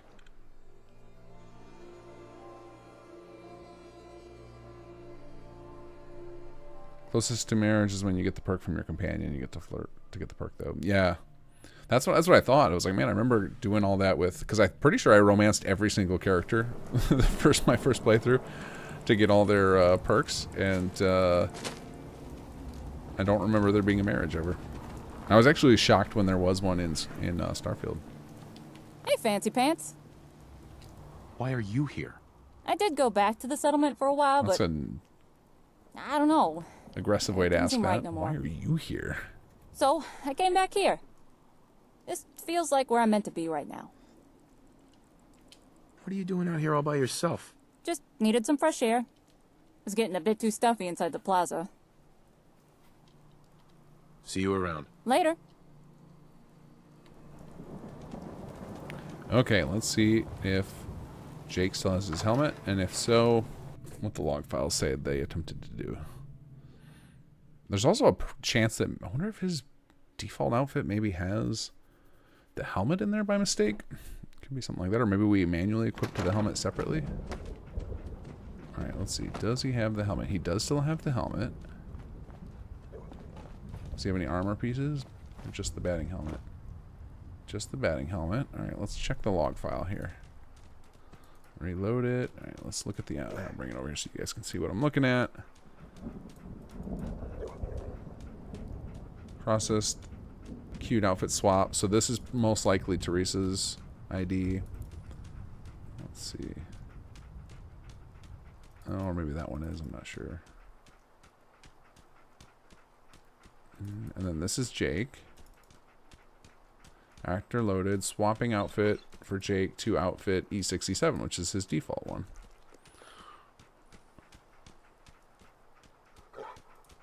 And then we get this like rapid back and forth of hot swaps, which is so I think this is happening because it's checking to see if he has his weapon equipped right now. And then it kind of gets stuck in a rapid fire loop, probably because it wasn't quite finished loading. But fortunately, I think we have a limit to the loops because we had a lot of reports of that where some people were seeing it flicker nonstop. But that should have nothing to do with his helmet. I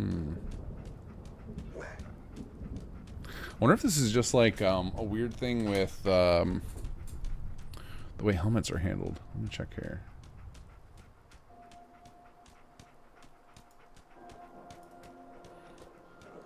Okay, can confirm that Jake's outfit does not include a helmet.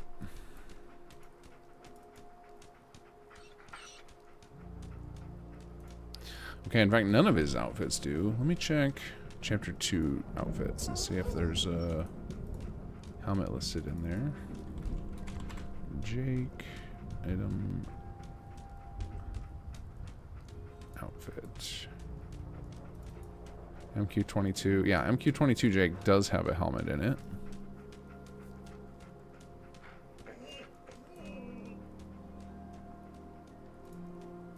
Alright, let's look at helmet, blue, armor, and let's see if this is being used by one of our quests.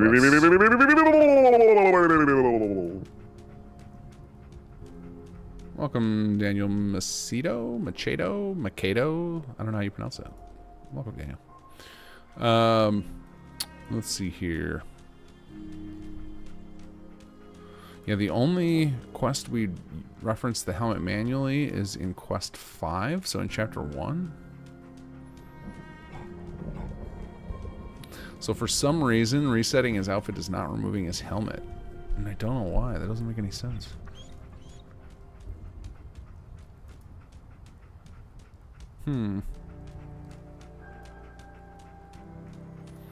I could do something hacky here, like put an invisible helmet in his outfit record.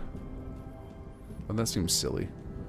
So this is just something wonky the base game is doing. He just refuses to remove his helmet. So I guess Jake just gets a helmet now. What was interesting is that when we exited and returned, his helmet was gone. So I wonder if it's just a rendering issue. Like maybe he doesn't actually have it on right now. Let's check something. Let's see if I leave and come back inside if his helmet is suddenly gone. And if there are any more events in the log.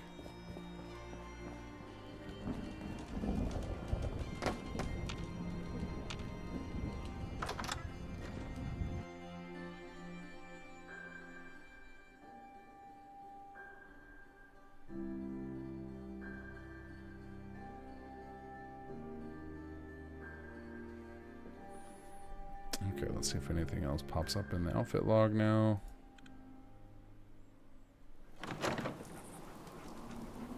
No, it's just looping through.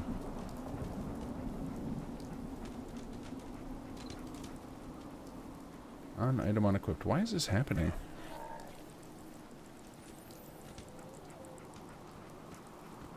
Very odd.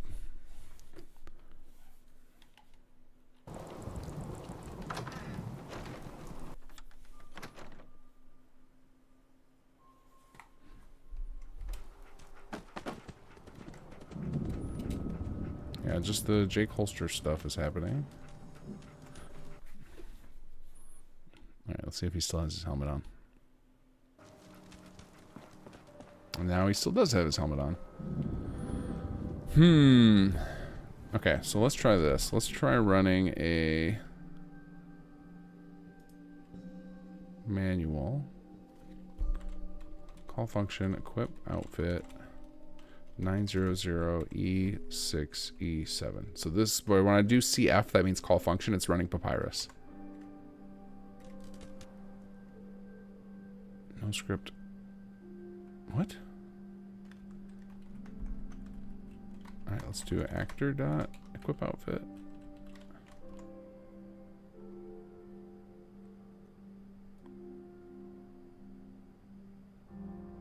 What? I am so rusty at this anymore. Hold on. What is the actual function called?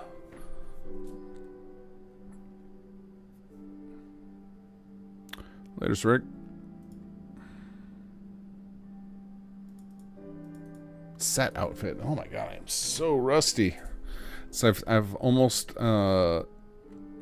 given over all coding on the team over to others now. Set outfit. Okay, so I set the outfit and it did not remove his helmet. So the helmet, why would the helmet be separate? That's so weird.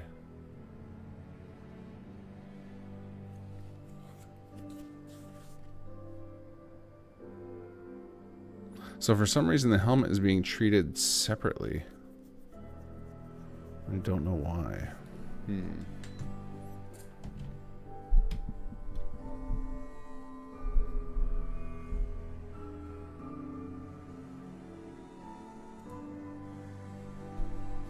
Hello, Moa. How are you? Okay, let's see. Let's go to dev again. All right, so we got to figure out why the helmet is not working. Let me check in. All right, we already checked in this one. So it's only part of this. So I think I have to create like a dummy helmet here.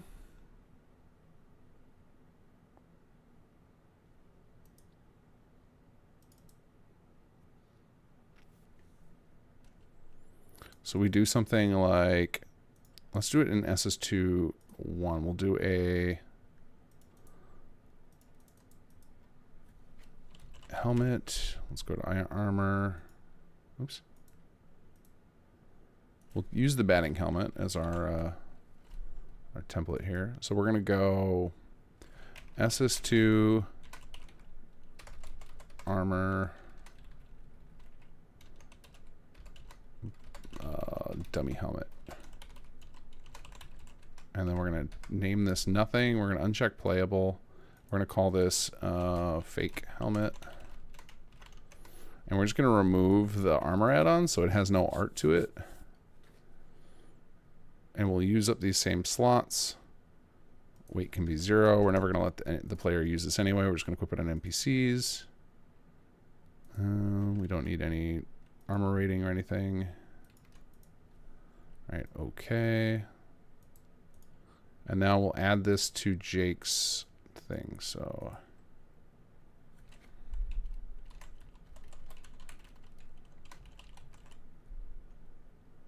we'll put a dummy helmet here, and then we'll save this. So now, in theory, when we equip this, it should equip a blank helmet,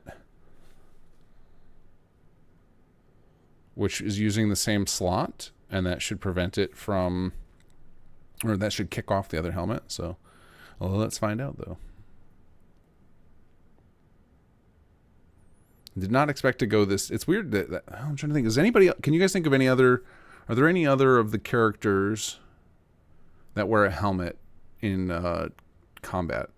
Lupe does, right? Does Lupe get stuck in a helmet for you guys? I may have to do the same thing for her.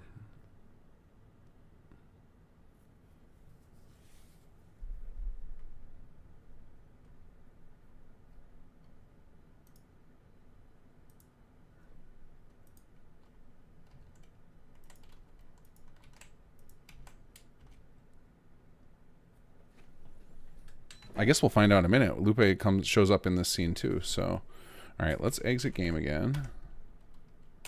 Reload this. Okay, well, so we know it's not anything with the log file.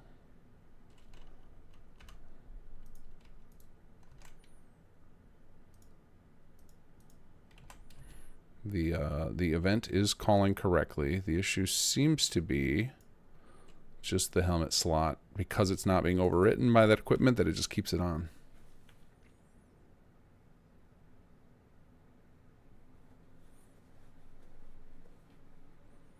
Later, dude.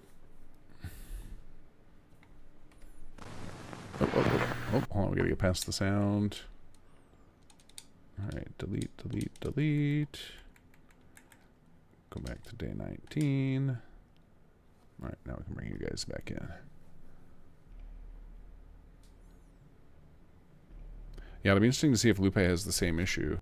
I've definitely had the reports of Jake getting stuck in his helmet for a long time. The other one we have all the time reported, and we still have it in this playthrough, and I have no idea why, is once Jake enters HQ, the Gatling laser is invisible. No idea why.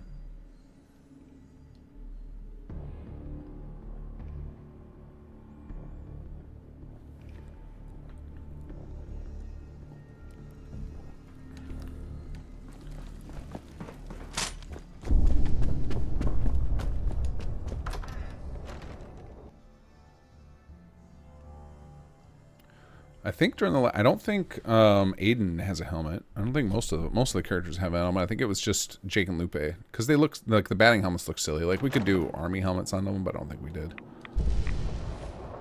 because the batting helmets just are kind of silly looking, and that's intentional. It makes the characters endearing.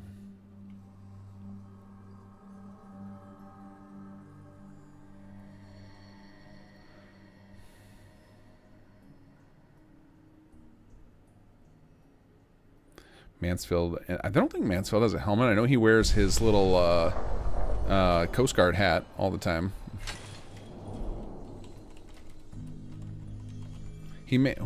Does he wear a helmet when he's in the vault? Because I know we put him in a security outfit, but I don't remember if we put him in the vault security helmet. Like when Vault 81 is under attack, pretty sure we have Mansfield in security armor, but I don't think we have him in a helmet. I might be wrong though.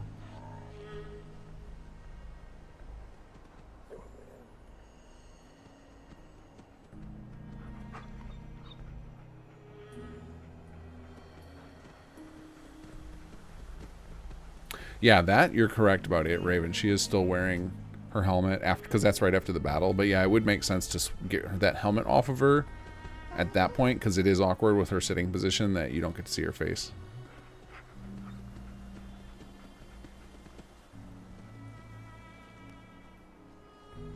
There's also that same thing happens whenever Jake is using like the lean over map mark. Any of the when Jake is using the lean over map marker. Hey there, Slick. furniture When you got a marker where moment, he's like could you looking down stop at a by the map plaza and he again? can't see his face when he's got a helmet on. Something I need to talk to you about.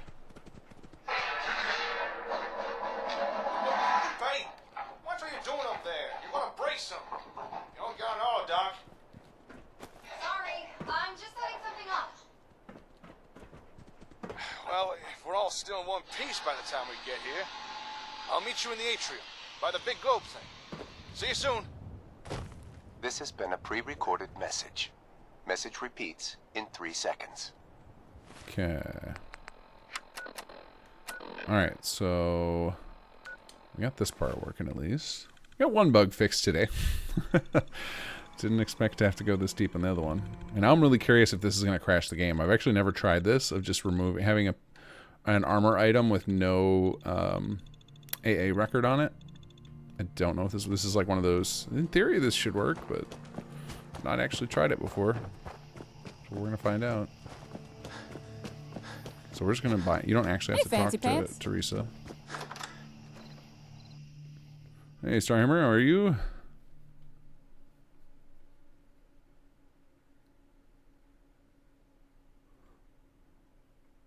Yeah, I agree, Yogi. Psy Virus, who does all of our little audio, most of our little holotapes and stuff, is really, really good at doing an audio drama style. They feel very believable.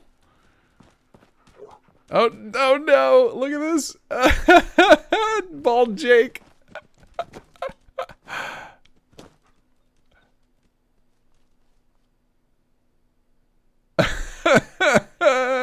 Okay, it works, but I gotta... Oh, that's so funny. I gotta not tag. I left the hair checked in on that armor.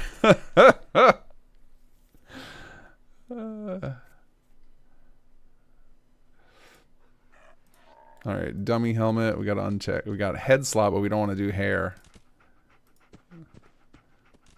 All right, hold on a second. How do I do head slot without taking away the hair?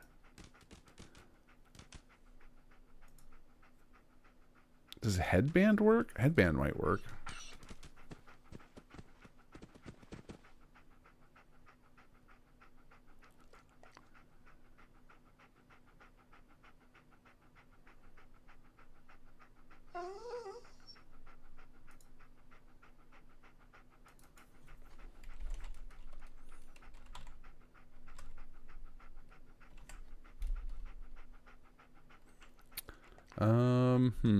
What's something that you can wear on your character's head that lets your hair still show?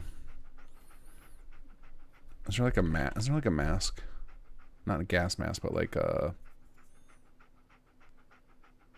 surgical mask. Here we go. Is that beard and mouth? No, that's not what we want.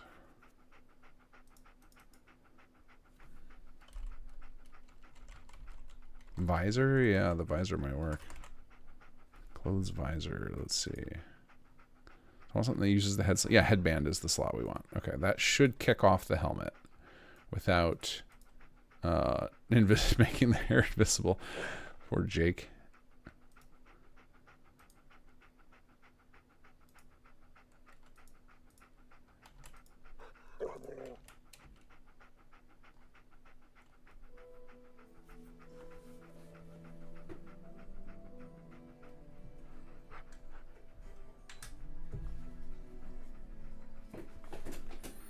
Okay. All right, so we'll leave bald. No, I don't want to leave bald Jake. That is the whole point is we're trying to get this thing working. Okay, so we need to exit the game again.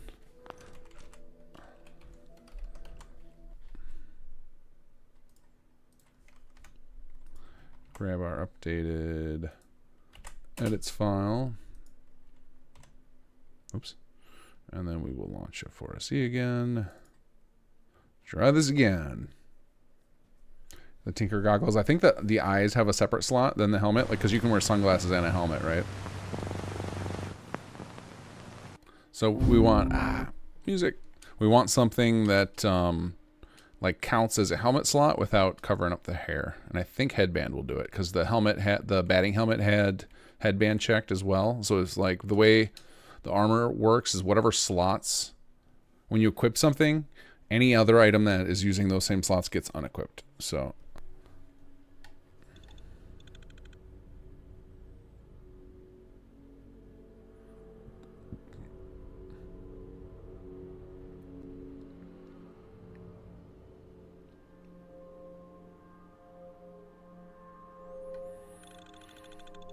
I see a lot of Jake looks good bald in chat.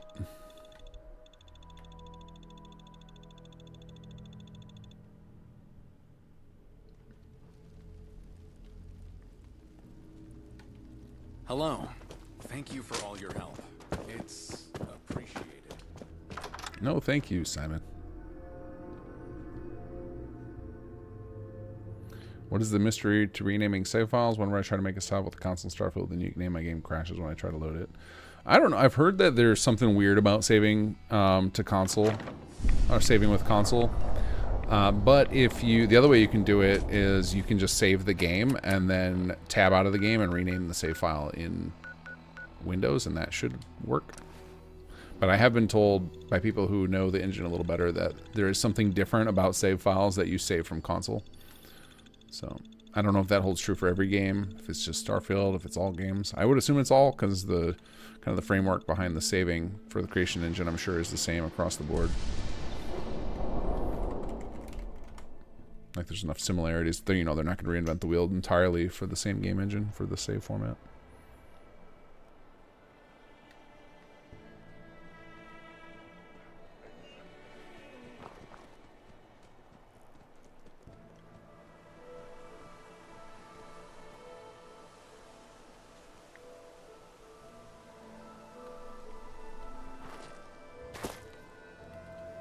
Come on, Jake, call us any moment now.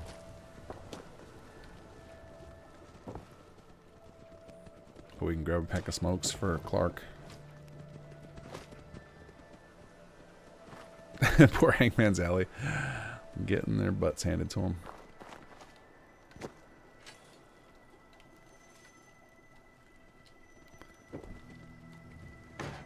Okay, let's see. Can we put a bucket on people's heads in Fallout? Excellent. You look great, lady. That is one of the worst changes they did to Starfield. If you do that now, it's considered a crime to put something on somebody's head. Hey there, Slick. When you've got a moment, could you stop by the plaza again? There's something I need to talk to you about. Oh, she flipped it off. She wasn't having that. Hey, what are you doing up there? You want to brace something? See, that's what they should have done in Starfield. Like, if they want to embrace their audience and stuff, instead of being like, oh, it's so silly when people put helmets and baskets on people's heads, let's block that. They should have instead made it like, let you do it, and then have the NPC have an animation to like flick it off of their head and be like, what are you doing? Because that would have been an awesome, you know, you got to be like, oh, let's see if this works in this game, and then the NPC reacts to it. Like, that'd be really funny. Like, how funny was it when the first time you had your character naked and one of the companions are like, yo, put some clothes on.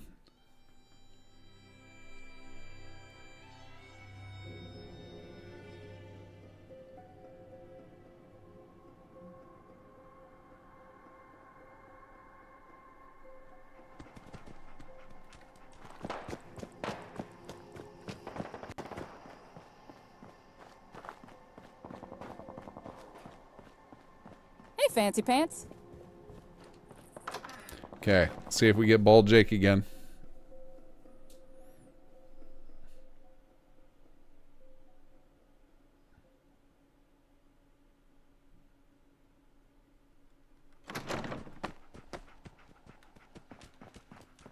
Hey, there we go. Okay, so we have a solution to the helmet problem. Now let's find. Now we'll find out if the. Excuse me. Welcome back to the plaza, Slick. Got some good news to share. Okay, we're gonna spam through this. I want to see if the confetti works news. good, and we'll see if Lupe still has a helmet on. Okay. Care to... You tell me. Well, it's Sounds useful. now you connect something like the with the gun. Begin to really. Sure. I do sounds think like just what we need right a now. mod I that knew said covering NPCs' heads is no longer a crime would be a worthy entry to the load order The for gunners had Starfield. already connected the hub to the plaza's antenna, but it was a real sloppy job. My guess is they were in a rush, or maybe they just didn't care. With their leader gone, I suppose we'll never know the reason why. Anyway, after a little tinkering around, me and Lupe figured that we could do a better job integrating the hub with the antenna. And after a little trial and error, and a lot of new parts, that's precisely what we did.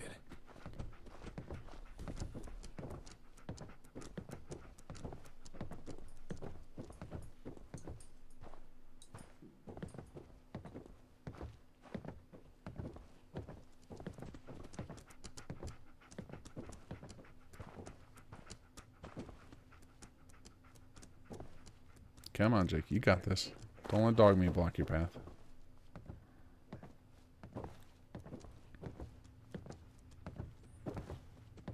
So, without further ado, allow me to introduce what we've dubbed the comm array. And let's see our confetti. Oh, it's still huge. Also, it's only appearing on that side. It's not. We're not getting two of them. So, minor bug. Let's see. Is Lupe? And Lupe's not wearing a helmet. You so should talk with Jacob.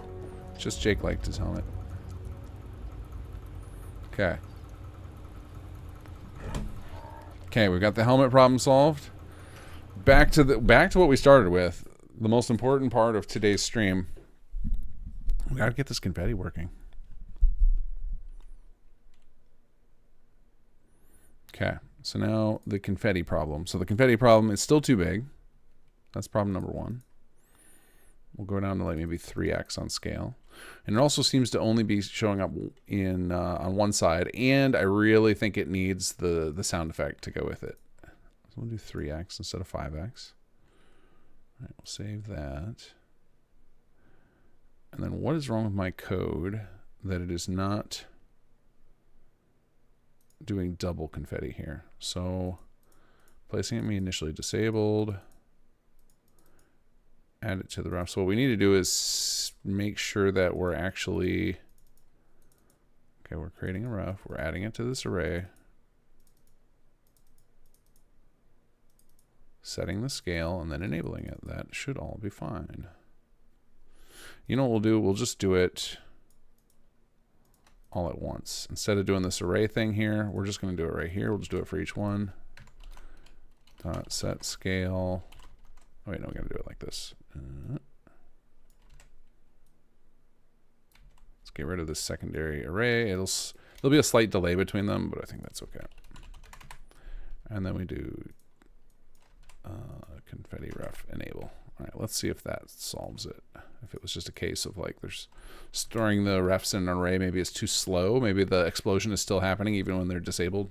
I might have to get rid of the disabled thing. Uncertain. We're in new territory. We're doing a lot of new stuff tonight. I had never tried doing invisible helmets before. Let's see here. We need to confetti trigger box. Wait, why is my confetti not showing up? C-O-N-F-E-T-T-I. C-O-N-F-E-T-T. Oh, I added an extra T in there. Oh, I wonder if it's, I mean, because I have two different CK windows open, I must have not refreshed this one. I also have a question about resources made by industrial production, plots like beer. Does it move along the caravan network? If you like produce a beer in one settlement, it's available in the commercial bars and other settlements. Sort of. So what it does is it does it in a radial pattern. So it will first fill up the store inventory of the current shop. And I don't remember exactly how we have it calculated, what means to be filled up. It's something like a caps value. There's like a max caps value for the shops, like for the bars and for each type. And I think it goes up by level. Oh, this is why. Because I am doing it on the array. And then once that settlement has a full value, like its bars are all full, then it'll switch to the next closest settlement, and it'll keep doing that until it runs out of production. So it's way more complicated than it needs to be, but for people who really like the deep production systems, like even me telling them that is exciting. So even if it's hard to see, it's hard to witness. But yeah, it's all based on like production value, and over time the product will spread away from that settlement in a distance pattern. So the further away from that settlement that the production is, the less likely the beer will appear in that settlement. Oh, I will be forever hooked on Jet, Mr. Q. I just consider that debuff part of my character. All my characters, they all get it. Okay, let's see. Let's go back into alpha builds. Let's grab our script update. Oh, and you know what? While we're doing this, let's add the sound effects too. Open external editor. We'll do sound property, confetti sound, auto const, and we'll say, we'll do it down here. If is not equal none, confetti sound dot play, and we'll do it at the marker. That makes the most sense. Markers I.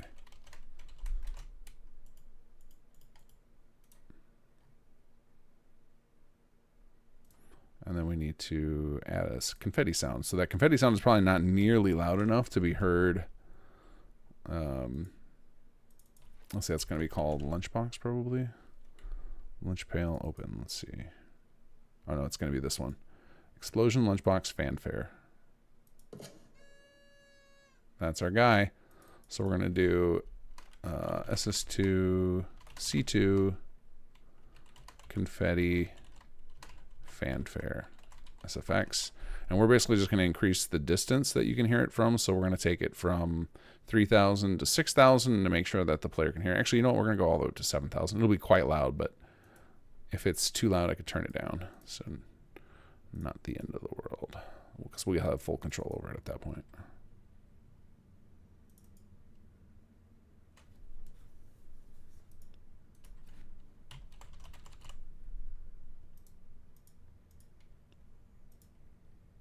You know what's really fun about these kind of changes is somebody who's played this before a bunch of times is going to be like, what? Was that always in there? Which for some reason makes me very happy. And then the second thing they're going to ask is, why the hell did they patch that in? That's a weird thing to change. And only you guys will know why. And the answer is just because.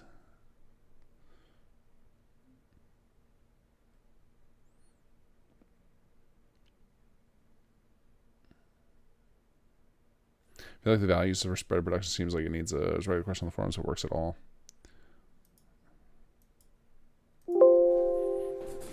Yeah, I don't remember. I don't know how it is, but we've done deep dives on it to confirm it's working. So, but I am so far removed from that system now, I would not touch it. Like to know what values to poke at. I would actually probably ask like Pra or CBR Gamer to make the call if the number needs to change, because they actually play with it regularly. Like I have not done enough playing with it myself to make a call on what to change the numbers to. Okay, let's exit the game again. But that's part of why we're playing through the game again right now, because like some of this stuff is just a feel thing where I can't really make like a logical decision on it without experiencing it for a while firsthand. But we're not really focused on that stuff yet. Like first we're doing a pass on bugs in the mod, and then there's going to be, I want to do a focus on HQ and a focus on the soldier systems, and like the plot mechanics are probably like bottom of my list to mess with, because in general, the code for that is very solid. And that is the part of the mod people like the most as far as, feel and whatnot. Like that's the part we get the least complaints about, or and it has the least bugs, so I don't want to mess with it for multiple reasons. Not that I won't eventually, just right now it's like so far away from my focus. Like we're going to be focused on HQ and soldier mechanics for quite a long time before I would ever circle back to plot stuff. The one thing I do want to do with plots, and it's actually related to HQ, is I've always wanted to add for the science department, is an alternate path to get access to the production building plans, so that you don't have to rely on the luck of the beacons, where the beacons could still be in there as an option, as like a way to get them early, and then make the science department have a deliberate path to get access to the different building plans in the industrial tree.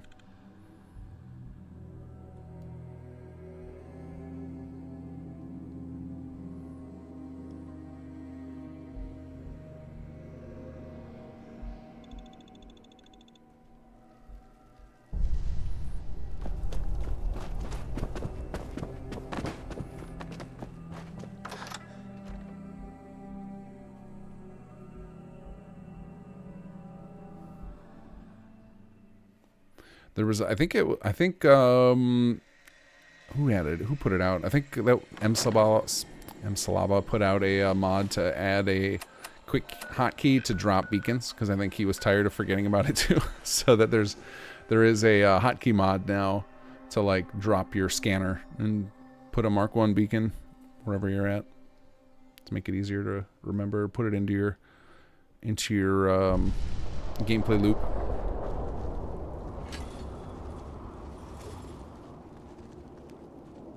It is one of those things like, it would be kind of nice if it was like automatic, right? If it was just like, oh, if you have one in your inventory and you clear a location, it automatically gets placed. That would be kind of nice, because it is so hard to remember it, and it's not easy to get to, right? Anytime you have to go into your inventory and dig for something, it like makes it far less useful, because you don't really want to do that most of the time. At least I certainly don't. You guys hear me complain about inventory in this game all the time. And it's funny because I don't, there's no inventory system I like in any game. They all irritate me for different reasons. Like games like Diablo style inventories where it's, you only have so many squares and you can rearrange your items in them. For when I'm playing those games, I'll wish for a Fallout style inventory of just let me carry whatever I want. And then when I'm in a weight-based system, I'm like, there's too many items, take away the items. And then if I'm in a game like with minimal inventory, like a Destiny, then I'm like, I need more inventory space. So I'm just not happy with any of them. I don't know what the solution is either. It's going to be one of those things I try to solve at some point, if I can't find a game that has a cool inventory system. There's got to be a good one, though. Somebody has to have solved this. Of like, you want to let the player, you want to have, it can be interesting to be able to pick up everything and like, be able to use it. You know which games I think actually I like the inventory in are adventure games. Because adventure games, you basically only carry your quest items. And so like when you get to a new area where that item is no longer relevant, it just goes away. Those games I have no problem, because your inventory never gets too big. It's interesting to be able to pick stuff up and be like, when am I going to be able to use this rubber chicken with a pulley in it? Like, that's fun.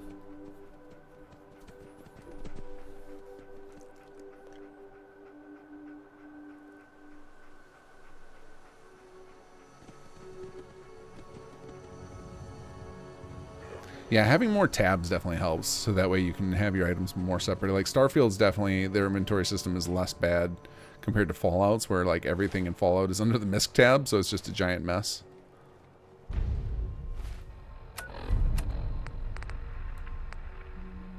And Starfield having like the new item section Slick. for stuff you just recently picked up. When you've got a moment, could you stop by the plaza again? There's something I need to talk to you about. Confetti, what are you doing up there? You want to brace something? You don't got an auto, Doc. Sorry, I'm just setting something up.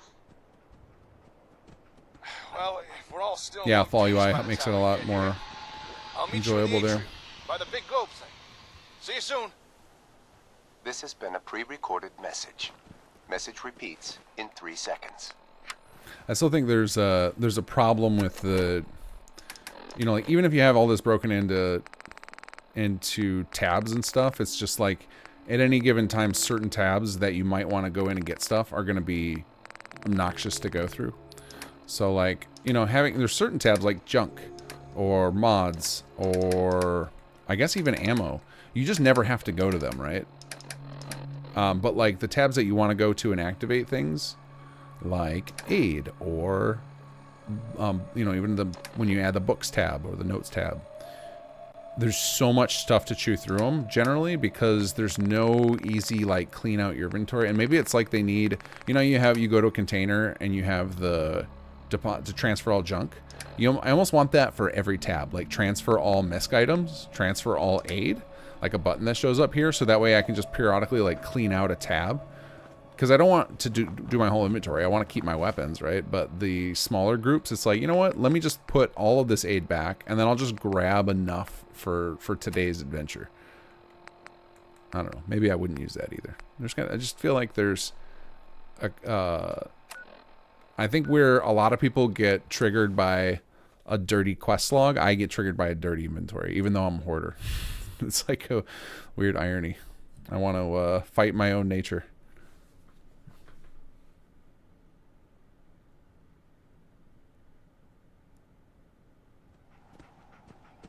Fall UI provides that full category dump. Yeah, that's nice. That's nice.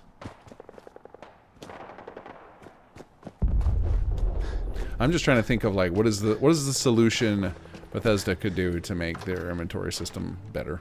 And maybe that's it. Maybe I just need to spend some time playing with the Fall UI or Star UI or something for a while, and maybe that'll make me hate inventory less in this game.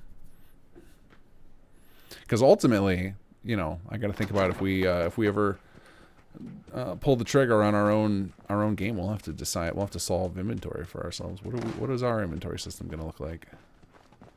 And I'm going to put way too much time Welcome back to the plaza, into thinking Got about some that. good news to share. Since I Don't act. That's great write news. so much Part of about me was inventory dreading. systems. Okay. Care to elaborate? You tell me. Well, Hey, the Lan, how are plaza's you? roof is a huge. It's got a massive broadcast. Good lord, no more Sounds 40-hour useful. streams. Now, you No connect more something 40-hour like the- streams. With the gunners. I just can't seem to kill Nightbot. Stale He is It sounds like just what we need right now. I knew. he's- Sure. Let me. become sentient, taking over my channel. I disabled his reminders, but he just keeps doing them. The gunners had already connected the hub to the plaza's antenna, but it was a real sloppy job. My guess is they were in a rush, or maybe they just didn't care. With their leader gone, I suppose we'll never know the reason why. Anyway, after a little tinkering around, me and Lupe figured that we could do a better job integrating the hub with the antenna. And after a little trial and error, and a lot of new parts, that's precisely what we did.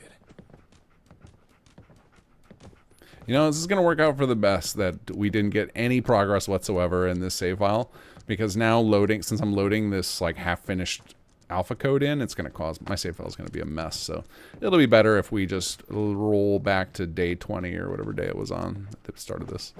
I might load that save up and resave it again as day 21 end of session so that I don't forget next week. So, without further ado, allow me to introduce what we've dubbed I the feel like Comma what's going to Ray. happen with the confetti is going to be so loud now.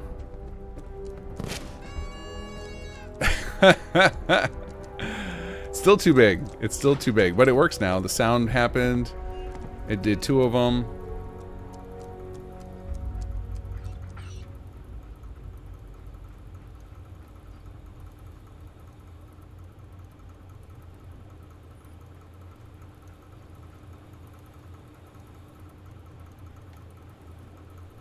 Okay.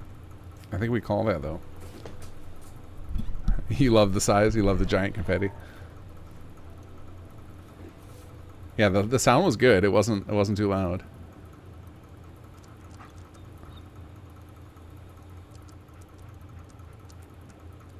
Yeah, I don't know why they weren't colored, because they are colored in the base game. And maybe it's just because I increased the size of them or something that they messed up the color.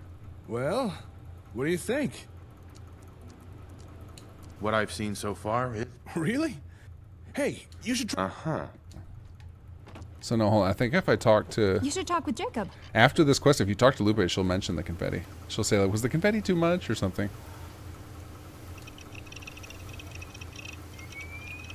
Nicely done. You just upgraded your Pip-Boy's firmware. Thanks to a little creative programming by yours truly, your Pip-Boy now has a direct link to the Comma Ray, which means... Are you kidding me? Again? This has got to be the 4th time today. 5th, I think. How many times do I have to tell him? At this point, he's got to be doing it on purpose. What's going on? Sorry, I'll just be a minute. I gotta go take care of something.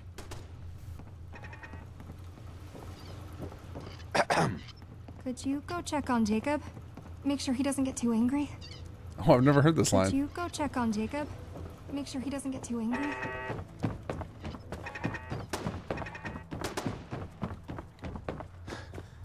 Aiden! Aiden! What did I say about firing that turret off inside? With all this trash everywhere, you're gonna start a fire! And... Did you splice these power cables directly into the latch wiring? Do you have any idea how dangerous that is? I don't answer to you. Besides, it's not my fault. I asked you to fix me up a generator hours ago. Well, I'm sorry, but I've had more important things to do than help you play with guns. What's this all about? After I shared my plan for us to move in here, Aiden decided he wanted to stay as well. I said that was fine, providing he followed the rules. Your rules, not mine. And just who put you in charge anyway? You can barely keep the lights on. I never said I was in charge, but, well, someone's got to give the orders around here. And that someone is you, is it? All right, we're going to skip through this only because we're going to be playing this Let's talk about this. again next week. I just want to... I know. All right. I'll do it. I want to go hear And Lupe's little thing mine. about... I'm listening. From what I... Sure. All right. I'll go talk to him. Okay, let's go... I'd never say it to his face, but now and again, Aiden does make some good We want to hear Lupe's suggestions. little thing. I'm often too busy to worry about things like basic maintenance or upkeep. You can get the We wouldn't HQ be settlement able to for start a downstairs. real I wasn't headquarters planning on it. without If this I'm still trying to Mansfield stay is willing, mostly we should mod definitely free, bring other him than aboard. the Core of SS2 Okay, and then. We all got things to like begin on with. building plan add-on So packs I'll and see city you plan later. add-on packs, because those are Good luck with the town scouting, very Chief. straightforward. They don't add too much. All right, let's go talk to Lupe. See if her little dialogue scene plays.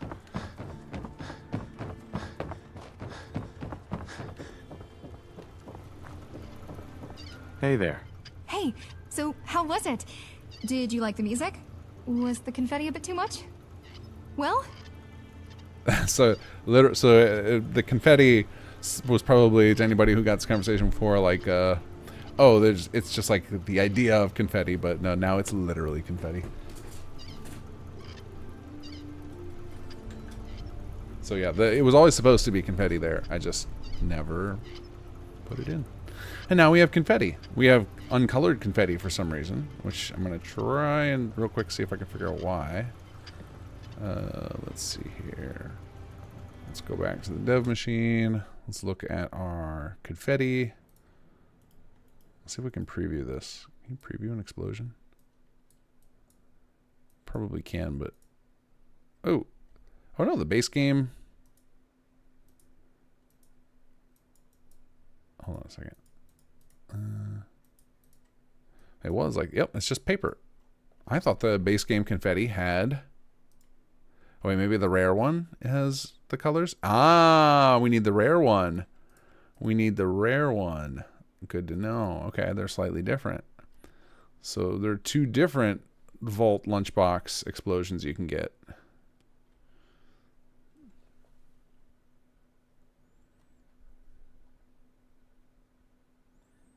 And with that, we have solved the most important mystery of SS2. And we now have confetti.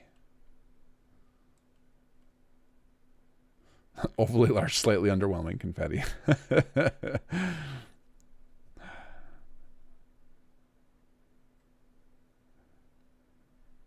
I feel like I mean, I can't get that much smaller, because when we had it at what do you call it? When it was at 1x scale, it was way too small. Like, that wouldn't work at all. All right, data, meshes, set dressing, lunchbox kids.